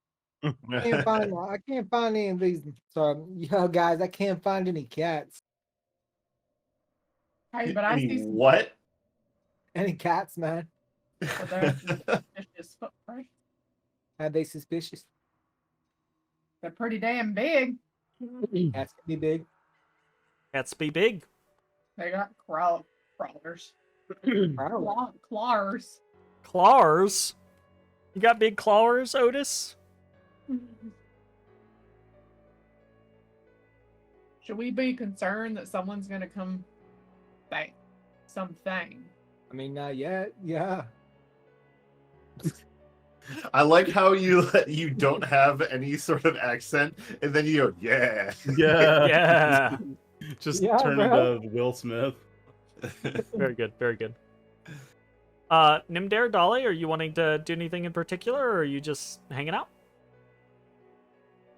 I think I will protect the door. Hey, Dolly, I got an idea. I have what could be called a righteous plan. When did you go southern? I am from down below. Sorry. Yeah, man, I'm from like the below times. There The you go. below time, dude! Valley Boy. Okay, so like, Oh boy. hear me out on this. The house is a cat. And if we're mean to the cats, then this hag comes back. So we should be nice to the cats? And we should be mean to the house. Oh. So, let's see. What do I got in my little old bag? I walk over here and I kick this table over. You kick a table Right. over. Are we not just gonna go walk around the house more? I've Or done is this that. the entirety of the house? We're done with that. This seems to be the Okay. entirety of the house. Oh, I'm okay. gonna come over here to this chair and kick it. Yeah, break it all. Lily and Guy and Linsey to a lesser extent, but you two are kind of distracted by your ritual casting. You can break it if you want to because of the noise that's being made outside as Nymdaer and Dolly start to just wreck the porch. Break shit. Why are you breaking shit? What I like to do. I am a moose. I don't respect authority. Have you Lily, ever heard the phrase "you're like a moose in a china cabinet"? China. store? moose in a china shop. No, the Lily, as the table clatters outside and you hear other things follow shortly, roll me a perception check.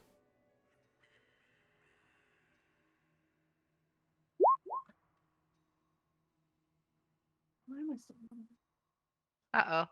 I see that face. You Stop it. hear this kind of like very quiet, startled cat noise coming Is from it coming? That's what I was going to ask. Where's it coming from? underneath the bed near Guy and Artorias. What is a startled cat noise? Oh, okay. You make him act it out. I imagine like a gasp, but for my cat. Do cats gasp? I don't No, know. yeah, cats. I imagine Cat, this well, like too. when I wake up Odie goes. I will kind of go over and sit down on the floor next to the bed and kind of reprimand maybe my two colleagues and just be like, hey, I think there's something under here. Will you stop making racket? Y'all get shouted out from shouted at from inside. Hold on though. But we wouldn't have not known there was something there if we weren't making the racket. That's Yeah, true, but be true. quiet now. Gotcha. That's true, but now shut up. That's right. Great point. Shut up. Okay. Now what, Lily? I really only have bird seed on me, but I guess I'll take some out and kind of put it on the floor next to me and see if anything comes out. You put this bird seed down, and you see this ghostly white paw shoot out from under the bed and tap at the bird seed, scatter it all over the place, and then jerk back under the bed. Just like makes a mess and just hand back in. I'll That's definitely a call cat. to it a little bit, see if the cat will come out. Come here. Roll me an animal voice. handling check. Oh shoot. Nice. Woo! 15. Pretty good. Pretty good. All right. You see at first just this little spectral snoot, and then some spectral whiskers, and then a little chubby spectral face peer out from underneath the bed of this cat. And you can see enough of it that you can see there's this little spectral collar around its neck with a little name tag on it that says Briar Tom. Briar Tom. That's a pretty name. So is it just eyeing me? Just eyeing you. You made these noise.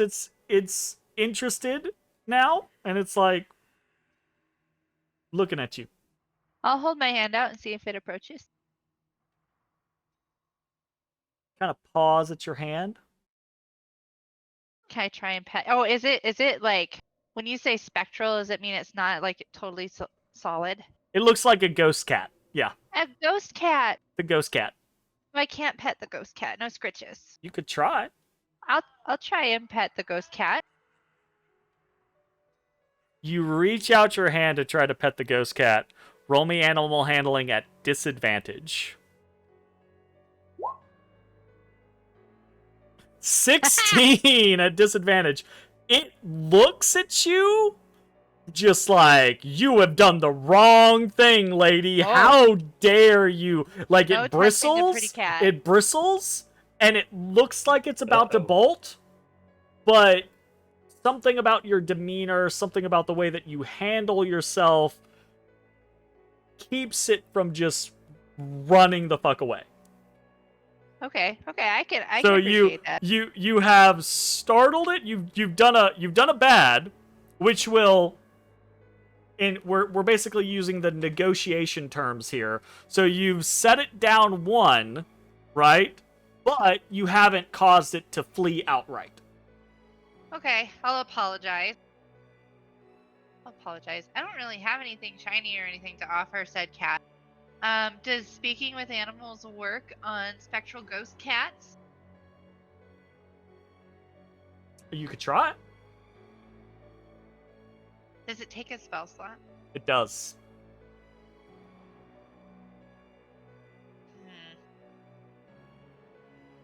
What's his name again? Briar Tom? Briar Tom. Okay. So I will just talk to Briar Tom. I'll just say hi. And I'll say, hey, we're adventurers wandering through.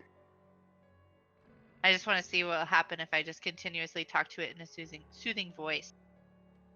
You continuously talk to it in a soothing voice. It kind of settles down, like a little paws out in front of it, and just looks at you. And you can hear it purring. Oh. Okay. Liking what you're selling right now. I'm trying to figure out. Liking what you're selling. Ticks up. Yeah. I'm trying to figure out, because the wording of the side quest is... sorry, this is not in character. The wording of the side quest is very much like whether or not the cat knows that it's, like, bound. It almost, like, states it in such a way that maybe the cats are happy, and I'm trying to figure that... I'm trying to suss that out. It feels like she probably takes care of the cats reasonably well. Notes Not if that they're the cat dead. souls might not feel like captives. And then it's like, okay, but how do you release them? So maybe I'll leave Briar Tom where he or she... Briar is a girl's name, but Tom is kind of a boy's name. It's very... Right? So I'm just going to say, I'm going to leave Briar Tom to hang out right there. And I'm going to kind of look around to see if there's anything around that would... like, Sure. make me think about Briar Tom. Like, I think it's plausible that at this point, Nymdaer and Dolly have, after being chastised by you, Nymdaer and Dolly have come in to see what's going on, and they both notice, right, like, this cat poking out from underneath the bed at this point in time. As Lily, you kind of, like, stand up and start to look around and be like, is there anything in here I can use to try to, like, no, get on this cat's good side? I'm not trying to get on his good side. I'm trying to find anything that would make me feel like it's magical or would be somehow bound, right? Because we know that the cats are bound to the house in some way. Gotcha. But I don't really know magic enough to know that. Does anyone on our team know magic enough? You do know Linsey and Guy are both channeling rituals to detect magic. Okay. So they might have the solution for you in a moment once they finish their rituals. It's just a matter of that time passing. Okay. Which is getting pretty close. No way. Yeah. Do I see any hints of any other? Helix 4 is a lot. Roll me a perception check. This is going to be a very high DC.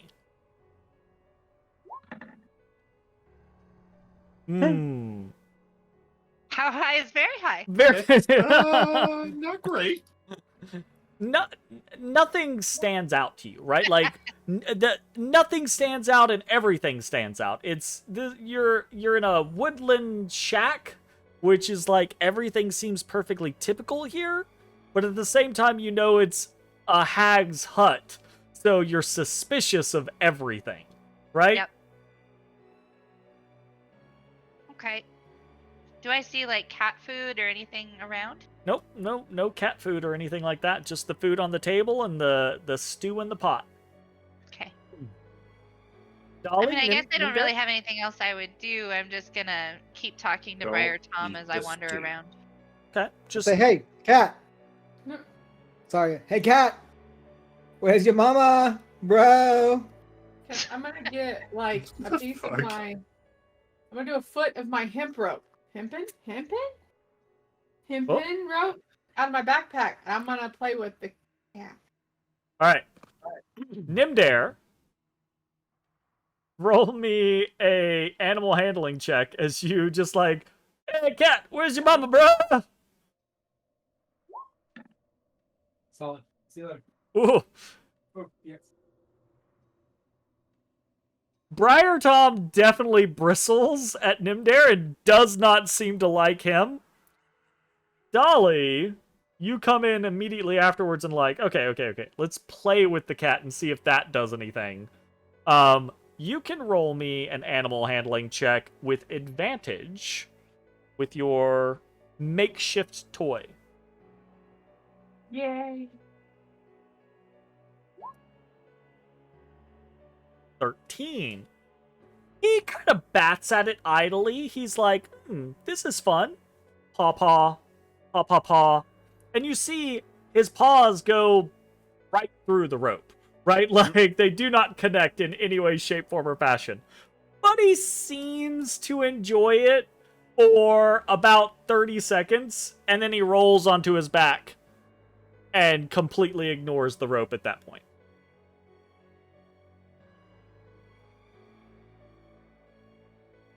You've got him in this kind of like neutral state where he like is wary of certain party members, but not just running away from you all.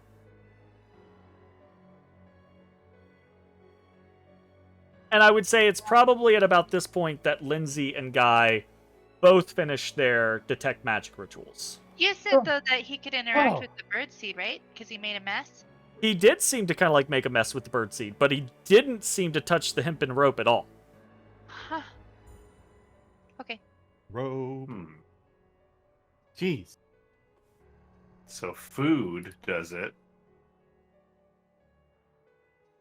Linsey, Guy, Well, I you guess both not finish your food, detect but- magic rituals, and as you do, of course your senses are flooded with fucking magic. This whole place is just like a big ass fucking aura. The entire hut is magic. It's a fucking moving hut on cat legs. Aside from that, though, after the initial, like, overwhelming, oh god, it's all magic, everything's magic, it always has been, you're able to kind of, like, push through, normalize, and then start picking out individual magical auras. Specifically, the food on the table has a magical aura. The pot hanging over the fireplace has a magical aura, as does the food within it. And Briar Tom himself has a magical aura, as well as his collar. I see the spirit. I see the cat. And does the cat talk? Oh. We have not. I've talked to the cat, but it has not deemed us worthy to respond. It makes cat noises, right? Like it hisses, it meows, but it hasn't spoken. I will also say, Linsey and Guy, both of you, you both note that there are magical auras that are slightly differentiated from the hut itself, two different ones on either side of the fireplace. Just on the walls. Mm. And it's very See what I faint. see? It's the last thing that I you see pick what up. you see. It's the last thing that you pick up, because it's kind of like melded in with the magic of the hut itself, but it's slightly differentiated. Okay, so we sense a bunch of magic. We sense magic from Briar Boy. Briar and Boy. his collar. And his collar. Two separate things. Two separate things. Does Detect Magic tell us like what the type of magic is? I don't remember. I believe so. Yes. It tells us the school. What's Yeah, the gives you school of that collar? I believe the school of the collar would be enchantment. Okay. And what's Briar Tom? Necromancy. Oh. I figured. Ooh. So, This I've is gotta- he I've is gotta- a ghost cat. It's absolutely necromantic magic. Is the collar more corporeal than Briar Tom? It looks just as ghostly as he does, but it's different. It's definitely a differentiated piece, right? It's not a part of him. It is a collar that he is wearing. Okay. Were you? It's able like a to darker shade touch of him, gray. Lily? What? Were you able to touch him? I feel like he did not want to be touched when I reached out. You He very reached out to him. strongly- Yeah, he very strongly almost ran away. But I never touched him. But he could interact with the bird seed. And then Okay. he did not interact with the toy. Okay. I stage whisper to the party. I think we have to get the collar off of him. I don't know how to do that without him running. You can knock him out. He's a ghost.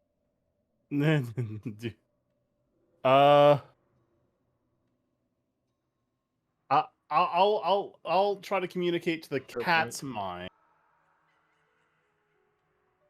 and I'll say, Briar Tom, would you like to leave here?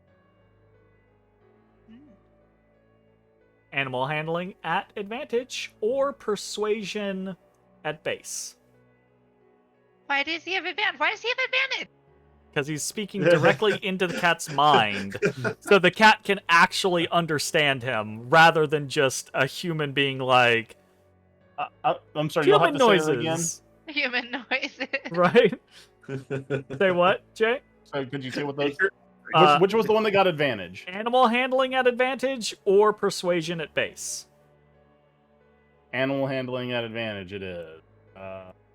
Should have gone persuasion.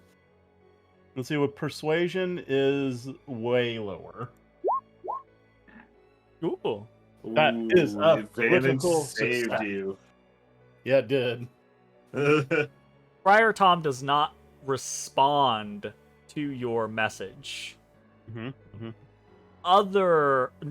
Not with words, but you can see he's kind of already rolled onto his back after having ignored the rope after a moment of playing with it, and you see he kind of like shimmies a little bit more out from underneath the bed and just lays on the floor with his little kitty paws up like this, his belly exposed. Something about that belly. I'm just saying. The belly's If I know anything about cats, that's a trap. That's a trap. Jay is so fucking jaded. That's a trap. I mean, I Don't agree. touch that. That's Grab the collar. Get the collar. Just do it. okay. That I will attempt to do while he's they're rolled over. I'll look for see if there's a clasp on the collar. It's like a little leather collar if it wasn't spectral, but it has like a little hole, like you pull it out just like a belt, right? So you pull it out, there's a little hole, a pin that goes through, etc., etc. Yep. I will see if I can interact with it. You reach down. The cat doesn't react as you reach towards it, as if it wasn't a trap, and instead you go for its fucking collar. And I want you to roll me a sleight of Then hand it check. becomes a trap. Yeah, and want then it you- becomes a trap. I want you to Oh, roll me sleight of a hand. sleight of hand check, DC 10. Hold on, let me see if I got anything to help you on this. Just in case. Well, I know I'm going to do this, so I'll cast guidance on myself. I will say you're already in the process. Okay. So if you were to stop and chant the guidance spell and put it on yourself, you'd be interrupting the process and thus giving the heads up to the cat. Okay, all right. You could do Can that, I but gi- that might increase Yeah, the DC. I'll just not worry about that. Can I give him my lean token? Oh, what's the lean token do? Remind me? You gain advantage on a skill you are not proficient with. Are you not proficient with sleight of hand? Sure, I am absolutely. not proficient at sleight of hand. 100%. Oh yeah. I flick a coin into your ear as you're doing this. Oh, how the fuck does that help? Oh, hey, thanks. I feel like I can do this better now. Great. Great. Needed it. Needed Fucking it. needed it. Are you happy with the 14? Could burn one of my D4s on that as well. Are you happy with the Yeah, 14? I pep talked Dolly earlier. Yeah. Yeah, you pep talk Dolly. Let's let that lie. We'll see what happens. You gonna let that lie? I feel like 14 sleight of hand's all right. Yeah. He's like, JK, you needed a 20. JK Claws. JK needed a 15. It's not a JK needed a 20. It's a JK needed a 15 to avoid claws. You Calls grab you the as a collar and you can touch the collar, but you're not fast enough to pop the collar off before Briar Tom is like, "What the fuck? Cat!" Woof, woof," and he starts to flail on you in a very corporeal feeling. You are going to take 82 damage. You took one. one damage as this cat kind of like claws your fucking arm as you're like, "Oh, get this fucking collar off." Can I here." just work And- through the pain and still get it off? And yeah, absolutely. You pull the collar off after this cat scratches the shit out of you, and he immediately flips over off of his back and onto his front paws and hisses, looks up at you, hisses again, looks at all of you. He's pissed. And looks up and sees the collar in your hands. And just starts to melt away. And he cries Yay. in cat voice because he's like, I wanted to live. And he's gone. Oh, you Is killed him, he Jay. freed? Is that our definition of freed? I don't know, is it? Paradise. I got snacks all day.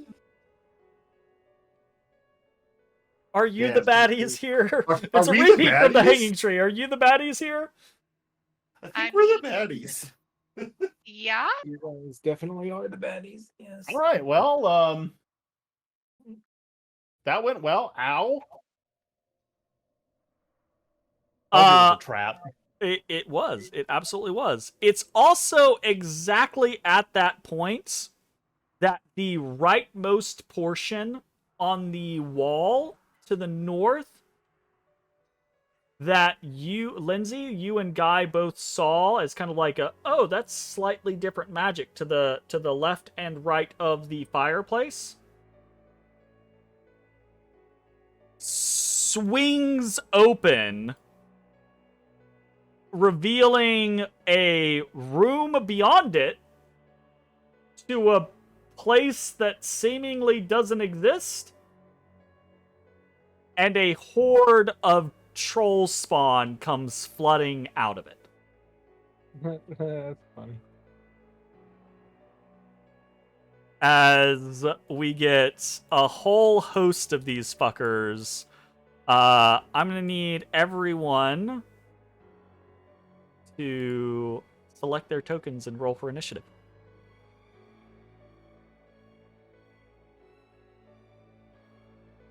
Okie dokie. Nymdaer. Token. And knit. Token. So, did you click Cool. on your token? Yeah, I got it. And then you click that word that says initiative right there. You get it. Oh, I should have brought my Velociraptor out earlier. I forgot.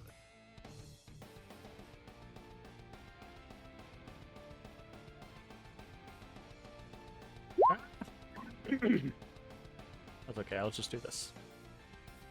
Oh, so the first one is my actual initiative. The second one was Artorias.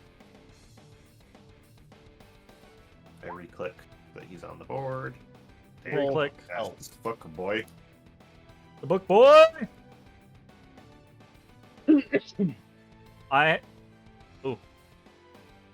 Shit. Well, it's definitely not Durag. Not that one. Not that one. Not that one. Not that one. Okay. I had everyone from the last time.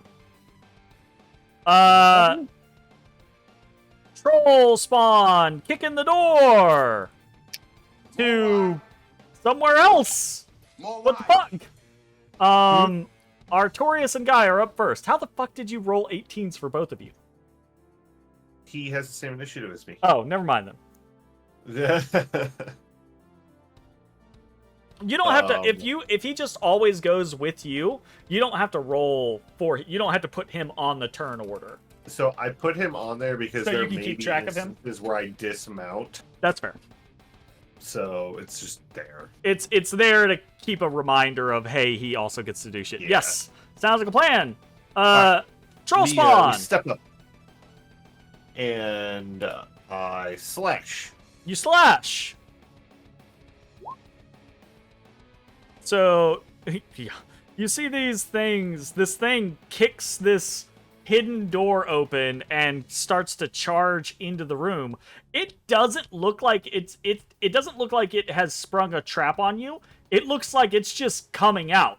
It looks as surprised to see you as you are to see it. Right? Uh-oh. And it goes and kind of like gets this big long snout, slavering, like yellowish teeth, big bright eyes. Kind of like waves its clawed hands at you like it's gonna rush you, and you just cut it the fuck down. Okay. Artorias crunches over its dead corpse and bites at the next one. Sounds great. Maybe.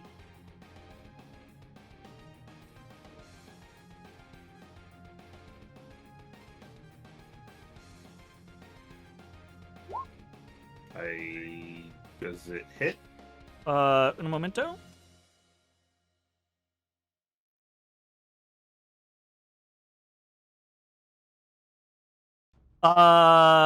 Slight. I had to read shit. I apologize. Are you seeing if he pops back up? No, seeing when he pops back up, and the answer is he doesn't go down. You cut him in twain, and as his body is falling apart, it back together, and he just goes, "Ah!" Okay. Arthur bites him in the neck. 23 hits. Artorias bites this troll spawn's neck clean through. And as the head falls off, you see this little snaking tendril shoot out and pull the head back on and onto its body, and it stays there. Lord. Okay. All right. Terrifying. Good to know.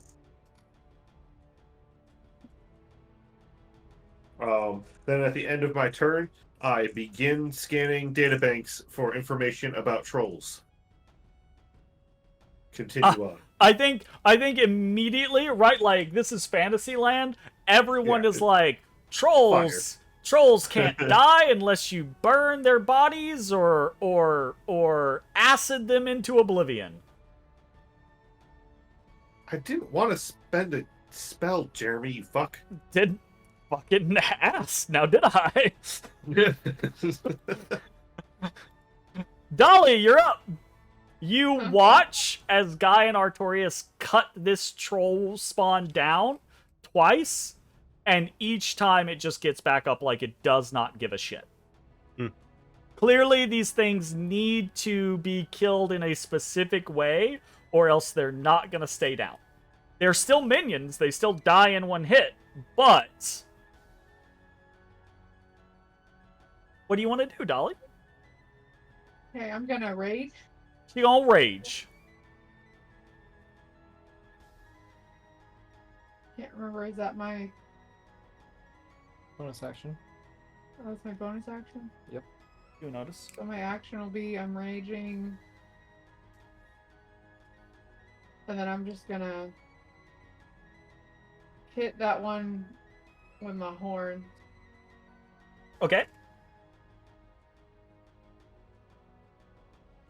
Is wine flammable? Is what flammable? Highly flammable. Wine. Wine? Pretty flammable. Like, I assume so, but like, I probably should click the horn. It's like if you dipped flame in wine, would the wine set on fire? Probably not. But if you soaked something in wine and then set that on fire, probably yes. No, raging doesn't give you advantage. Do I need to do this right here? Put a one? Yes. Okay, and then I- wine has too low in alcohol content to be flammable typically. Wine's a bitch drink. Wine's a big drink.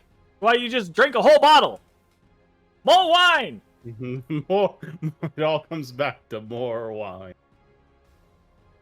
Oh, he said, yeah, 19. Dolly, you charge across the room, slam your horns into the chest of this troll spawn. Go ahead and roll your damage. Oh, Horns gore into this thing. You toss your head. You're able to, like, rip out bones and internal organs. And just as quickly as you're goring and ripping this thing's chest apart, its chest is piecing itself back together, and it's not dying. damn. I'm remembering the crows saying the things that don't die. The things that don't die. These things, the regeneration on these things seems to be so intense that if you do not kill them in a specified way, they simply will not go down. Nymdaer. I'm gonna move you over here, Dolly, so that Okay. you're next to the thing. Okay. Just a really quick question. Was there a fireplace in here? Yeah, there's a fireplace right the fuck there with a big old pot of stew on it. Yep. Okay. A big old pot of stew. Big old pot of stew. Okay. I would like to use my free action to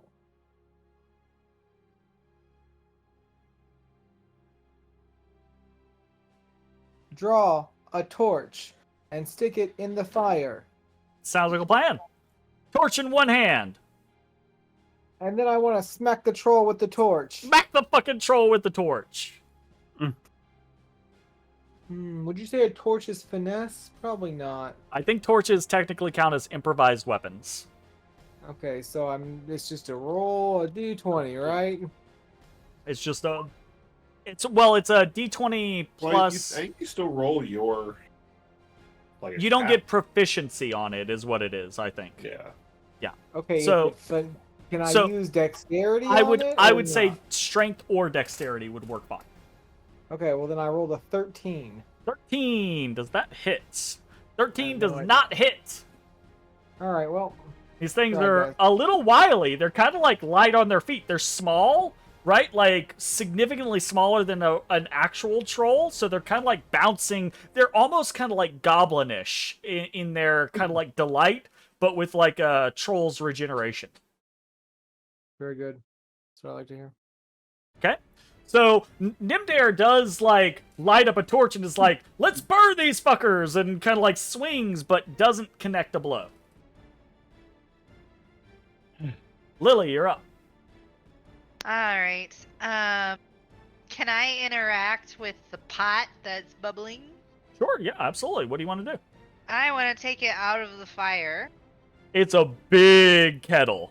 How is a big hippo? Yeah, it's like a cauldron. Like it's a Lapel it's your like face. a this big kind of like scenario, and it's filled to the brim with stew. You could do it, but it's probably gonna eat up your action to do whatever you're doing with it. Okay. Sure. I'm gonna take it out Okay. and throw the contents of whatever's there on the guy. You're gonna And then I'm gonna go stand You're gonna right. burn him with Here. stew.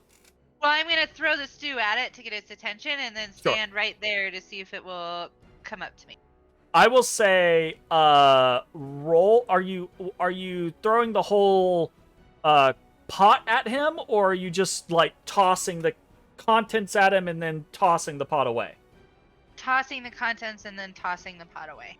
Let's do this then. That it is heavy enough that I think it won't be a free item interaction. It'll be your whole action. But let's just roll a luck check to see if the contents of the pot are hot enough to count as acid or Damage. fire damage, basically. Where's luck? So How would I do that? luck, we're just gonna roll a straight d20, and if you get above a 10, we're gonna count it.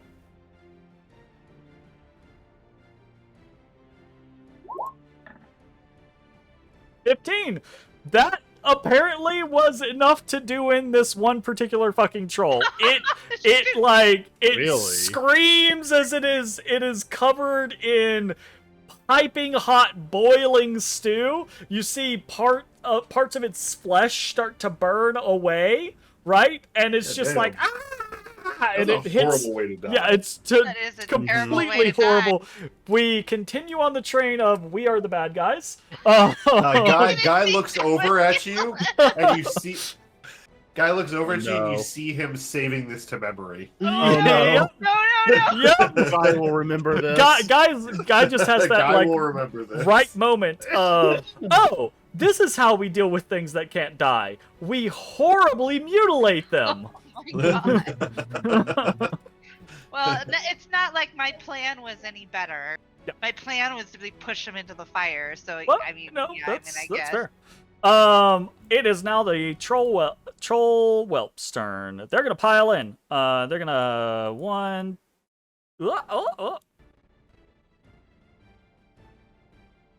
They come in here. This one's gonna go there. This one's gonna Can I go. swing at that one that exits my range?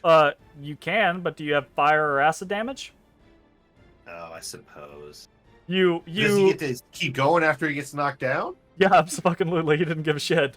Oh, literally, like doesn't even break a sweat. as, Like it's you chopped in cut half. him in half, and as his portions are moving forward, they reconnect mid stride, and he just keeps going. That's fucked up. Yeah, it is fucked up. I will say, Nymdaer, you can have an attack of opportunity on one as it's leaving your range with the torch, because that could actually drop it. I rolled a 10 total. No. Very good. Nice Trolls! with you tonight, man. As you were.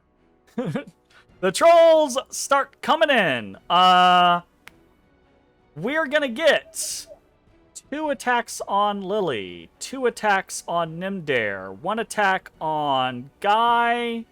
Actually, 1 is Guy, 1 is Artorias. Or 2 is Artorias. 1 is Guy. Okay, so They're, 1 on Guy they're both and going to Guy. well, sorry. I was saying a 1 is going to Guy, a 2 is going to Artorias, but you would use it anyway. So, 2 on Lily, 2 on Nymdaer, 1 on Guy, and 1 on Dolly. I'm gonna roll a group attack, so this is gonna be the attack roll for all of them, and it will either hit you or not. Okay. A 14. Negative. I don't think that hits Negative. anybody. That doesn't Yeah. hit a damn The- thing. These things are 15. Hey, these yeah. things, and immediately, right? Like you can see the kind of like obvious issue here, right? Like these things are not skilled combatants. They die in a single hit, but they just don't die. And this is why they're an issue to all of the villagers, right? It's not like the villagers can't shoot them down or take a pitchfork to them or anything like that. The issue is that they just won't actually stay dead, right? So they just kind of like run amok while the villagers are trying to deal with them, and that is how they are the issue. So none of them score any hits, and we are to Linsey. Hello, Otis. Okay. Little meta here. Guy, what are you planning to do next turn? Cold nose. So I have Firebolt, so I was probably just going to eat the disadvantage and start Firebolting with Guy. And with Artorias, I was going to attempt to have him snatch the torch out of Nymdaer's hand and plunge it into a troll. Jesus. Wow. Oh my God. What are we Fucking doing to our Lord. poor boy? What? But you can take it back from him. He would have been politely holding it towards you after plunging it into a troll's flesh. Okay. Yeah. Right. Thank you very much for the bits. Right. Right. All right, I'm gonna have to save that for later. I will instead just cast. Or you could just heat metal Artorias and he throws his body into them. No. You are on Artorias. I can Yeah. get Oh off. yeah, that's true.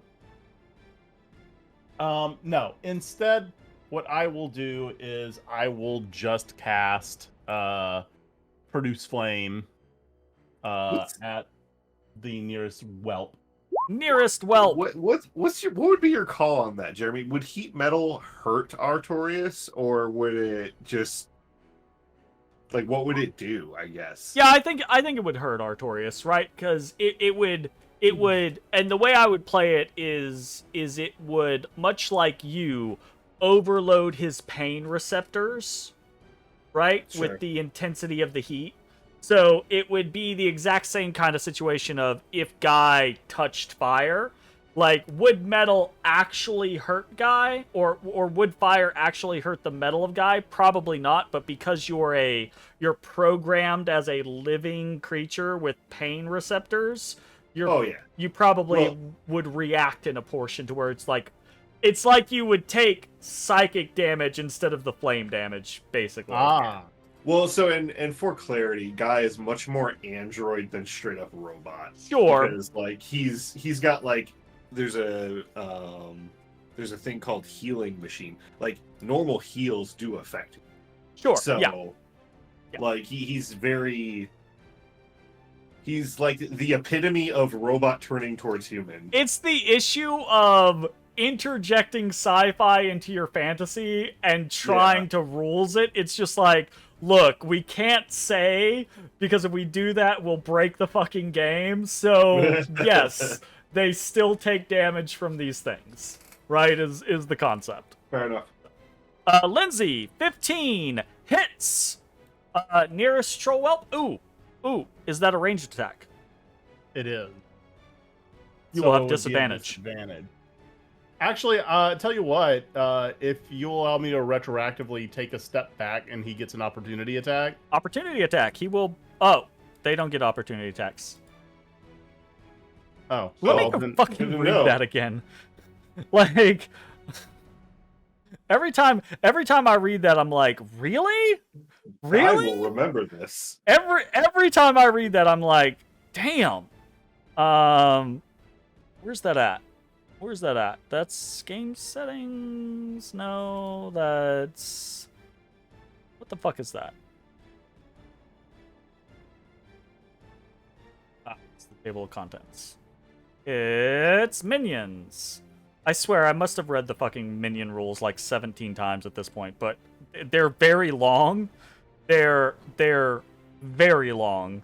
And I'm like, every time I'm just like, I forget that.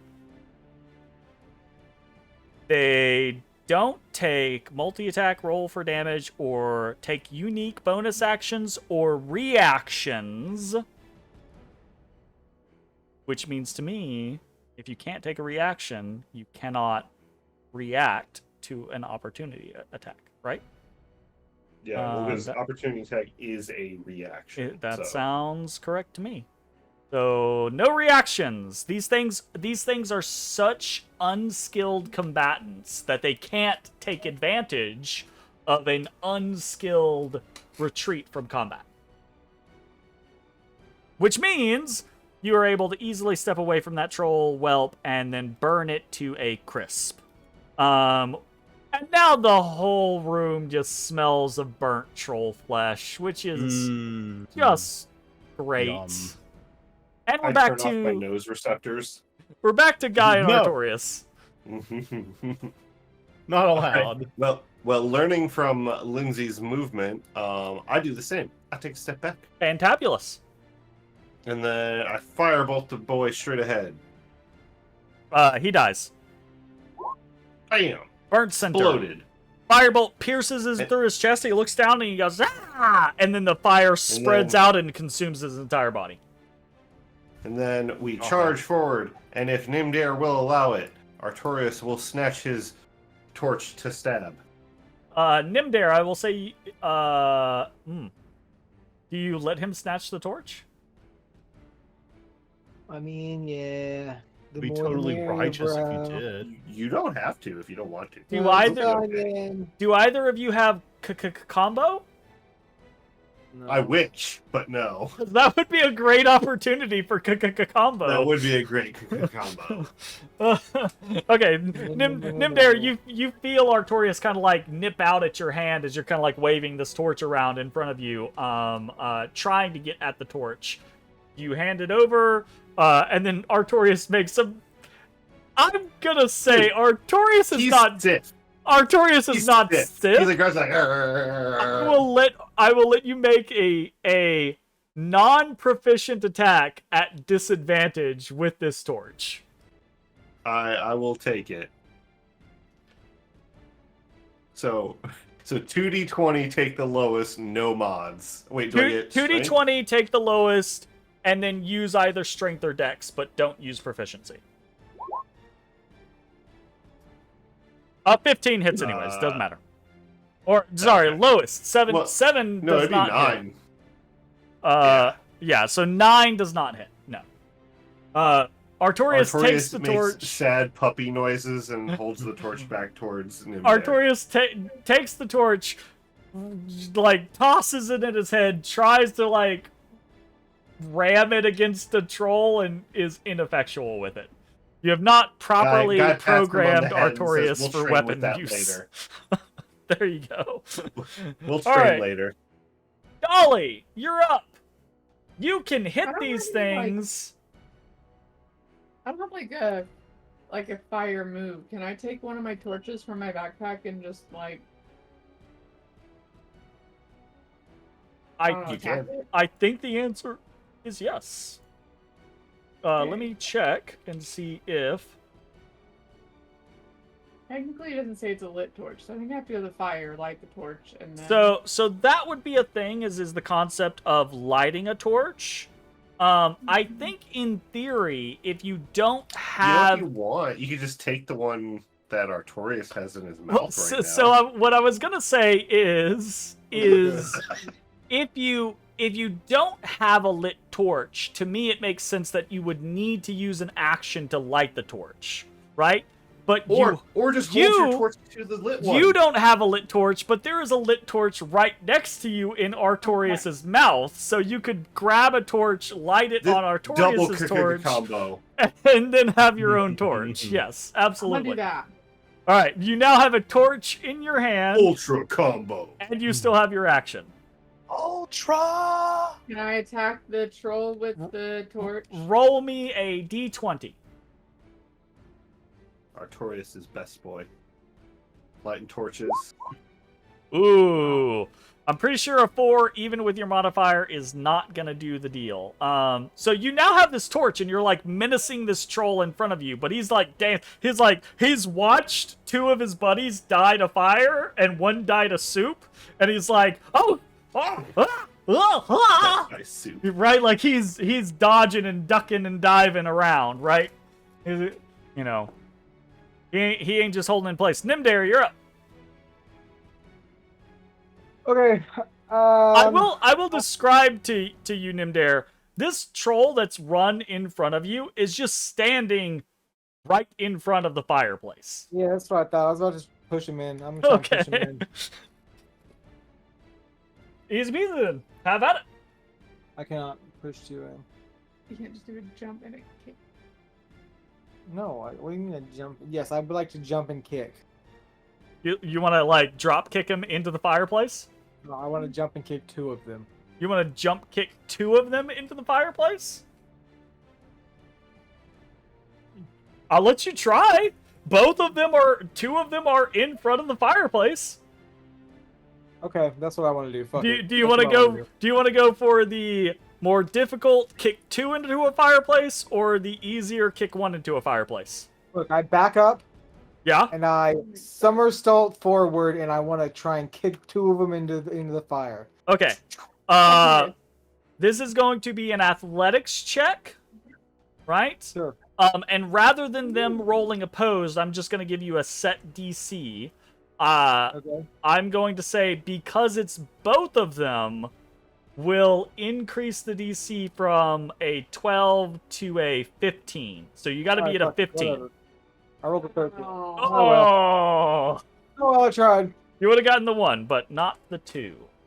No, if I can't have both, it's not You worth can't have both. What's the point, right? Lily, you're up. Oh my god. Are they still standing in front of the fireplace? So the one directly north of you is not, but these 2 in the center are. So I will try and push that guy into the fireplace. Absolutely. How do I go about doing that? You can roll a DC 12 athletics check. Unless you have some other clever way that you want to try to do it. Ooh, an 8. Ugh. These things they're kind of like, they're lanky, and they kind of like, they're kind of like World of Warcraft trolls, right? Like, not as big, but they're not like bulky. They're more like very, very like long-limbed and kind of like all over the place. But when you touch them, there's a lot of strength in their core, and they're just like, what? No! What? You know? Like, no fire! Although they don't speak, but Although they they're make that not face. moving. You know? They're not moving away from it either. They would like to move away from it, and now that it's their turn, they will try to do that. This one is going to move in between Lily and Nymdaer, and this one is going to move back over in front of Guy now that there is space there. And then we're going to get 1 attack at Lily, 1 at Nymdaer, 1 at Guy, and 1 at Dolly. Oh. Ooh. 11 is a miss. We're gonna, I realize I'm gimping myself at this point, so we're gonna go down the line, left to right. So that's Lily. We're gonna do Nymdaer, Guy, Dolly. So Nymdaer, Guy, Dolly. Dear I think Lord. you have them hidden if that roll was them not to your hit it. intention. I do have them hidden. Thank you for pointing that out. That was an 11, a 15, 11, and an 8. I don't think that hits anyone. No. Dear Lord. Advantage toggle. I don't know what your AC is though. Whisper toggle. Okay. That means no one hits, and in fact, that last one was a critical fail, so Dolly might be able to just shove her torch down its throat if he does not confirm his critical. Okay, these troll spawn are doing nothing to actual seasoned adventurers. Linsey, it's your turn. Let us once again produce flame. Produce the upon a flame. troll. Produce flame. A 25 will hit. 2. He burns. Doesn't matter. Nonetheless, burns. Burn, baby, burn.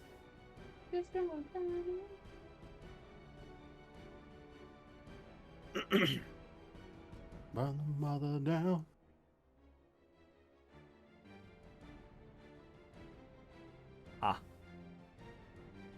Noted. I don't think that has mattered. Would have mattered on 1. That's okay. I'm learning as I go. Artorias and Guy, you're up. All right. We step back once again, since we can do that, Uh-huh. and we fire a firebolt. 17 hits. Troll dies. 2 damage. Fantabulous. All right. Did Nymdaer take his torch back? No. He tried to kick 2 trolls into the fireplace and failed. Oh, okay. Artorias is still sifting. Well, all right, he's siphing. He sifts forward. Bam. Oh, that might be close. A 10 plus 2 doesn't do it. They have an AC of 15. They're wily motherfuckers. All right. Anything else? No. He Dolly. looks menacing. Dolly, you're up. 2 troll whelps yet live. Thankfully, my torch is still lit, It is. so I'm going back. She going back. I'm gonna attack him again. Do it up. Roll a d20.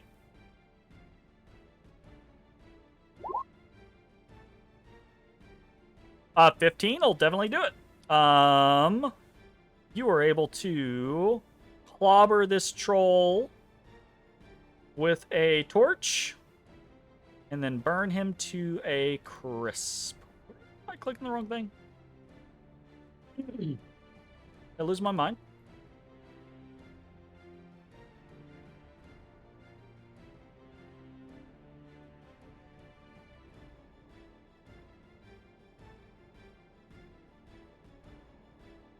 Oh, it's just fucking hidden. I'm sorry. Ignore me. I'm having mental difficulties over here. You kill that troll. Burn its flesh. Beat it to the ground. Troll dead. Baby troll dead. Nymdaer, you're up. I take my torch back from the robot, and I try and stab this man. That's the plan. I fail again. I hate my life. You've rolled very poorly tonight. I apologize for you. Oh, it is what it is. Lily, you're up. All right. So it's just this guy. It is. Are there any torches around here that I can steal from somebody? You could Yes, steal have from mine. you could What steal from grotesque way Nymdaer. can you kill this man? Yeah, how brutally can you kill the last remaining troll? Hopefully not brutally. Quickly, painlessly. Uh-huh. So I'm gonna pick up somebody's torch, whatever's near me, and stab it at this guy. Roll a d20.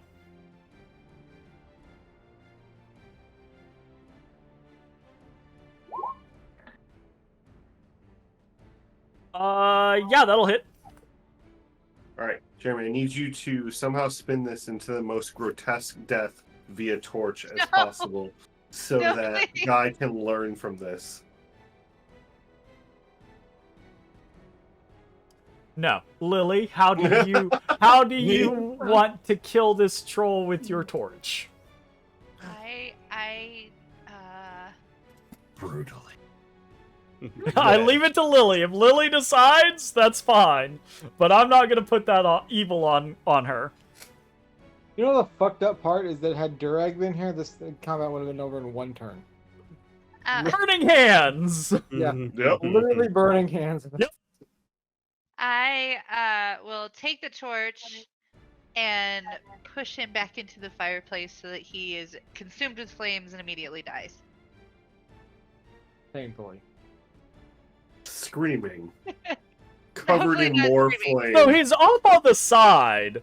So you have to like herd Push him him in. back into the flames. But it's better than having It's to He do lifts that. the him choice. up via torch. It's the choice of die by the flame in my hand or slowly back into the fire and let it consume you. Well, if I'm assuming that if it's like being killed with a spoon or a Guy million stares spoons. into the flames of the fireplace as it consumes the troll. Yeah, I think you did that. You did that one to yourself, Lily. Good job. I did. Oh You hear a fuck! soft robotic chuckle from the side of the room. no! Sounds like Ha. the saw robot. The Yeah. Oh no. Oh, that's terrible. Within mere moments of the secret door being kicked in, the room is filled with the disgusting stench of burning troll flesh.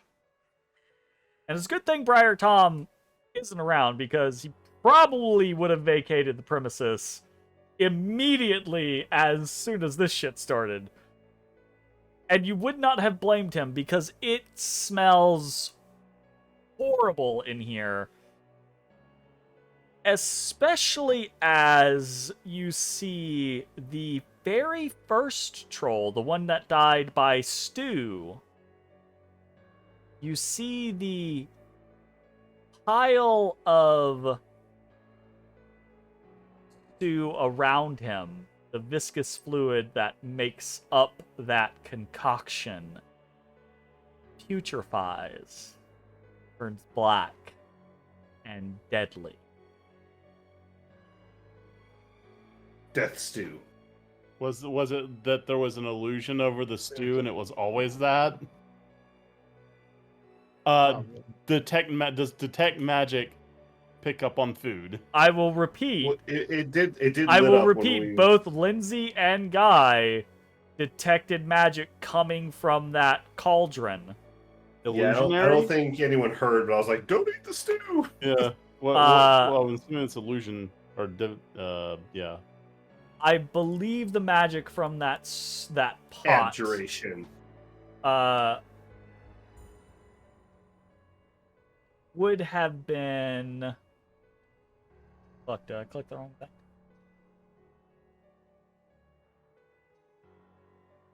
Did. Food bad. How dare I?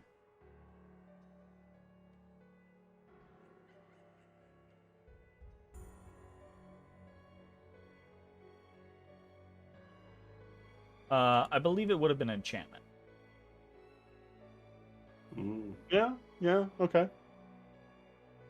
Yeah, that tracks. Okay. We'll allow it. Which you will also note that the food on the table, which also pinged as magical, also has the same enchantment upon it. Excellent. Good to know. Luckily, we don't eat things just sitting on random tables. Very lucky. No one partook of the food. I will say this, Linsey and Guy, there is a dual. So the food itself has enchantment. The pot is dual. It is two differing enchantments. Yeah, death and stew. Yes. Stew enchantment. Yeah, it has to be, appealing. And Okay. now an open secret doorway that the troll spawn flooded through lies open to you all. And you said there's something pinged on the left side too, right? About the exact same space as this now open door, there's a matching ping, Linsey and Guy, on the left side of the fireplace. Oh. More secret tunnels. Secret tunnel. Well, And I will remind maybe you, maybe it behooves us to pretend like we don't know about that one for now and tackle one problem at a time. Yeah. I mean, we could just follow the smell to probably where all these trolls are coming from. I will remind you that what you saw outside Shtriga Nonna's hut is what you are in currently. It's not some massive mansion. It's a hut. You're in what is upon the cat's back? Or the cat paws, in theory, back, right? Hmm. Whatever this is Portal. beyond the scope of that space. I mean, yeah. So it's you're Maybe on the either inside. you're either dealing with a portal The TARDIS. or you're dealing with a TARDIS TARDIS. situation. One or the other. Okay. We're about to kill the doctor. Is Shtriga Nonna just this world's doctor? That may be the case. He's on And his we're the like bad 30-second regeneration. He's lost all his shit. Note to self: give Sonic Screwdriver to Shtriga Nonna. you go. Oh, that'd be an excellent thing for a guy to find after murdering her. Right? Wouldn't it?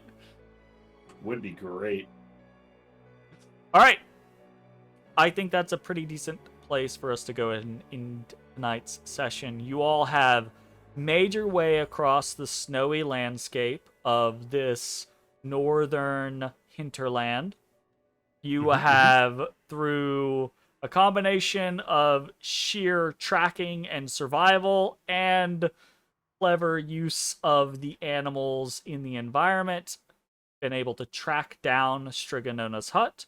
You've made your way onto the hut and into it and sussed out one of the feline souls that inhabit this place and encountered a few of the troll spawn that issue forth from it and found a passage that leads deeper into the depths of this bigger on the inside location. And that is where we will pick up next session with more Alright. Where Evil Lives, Shtriga Nonna's Hut. Thanks for watching. We'll see you next time. Goodbye. Bye. Hey everybody, thanks for watching. If you enjoyed the video, consider leaving a like, commenting, or subscribing. It really helps me out. If you'd like to see me live, head over to my Twitch at twitch.tv/thedistanthorizon.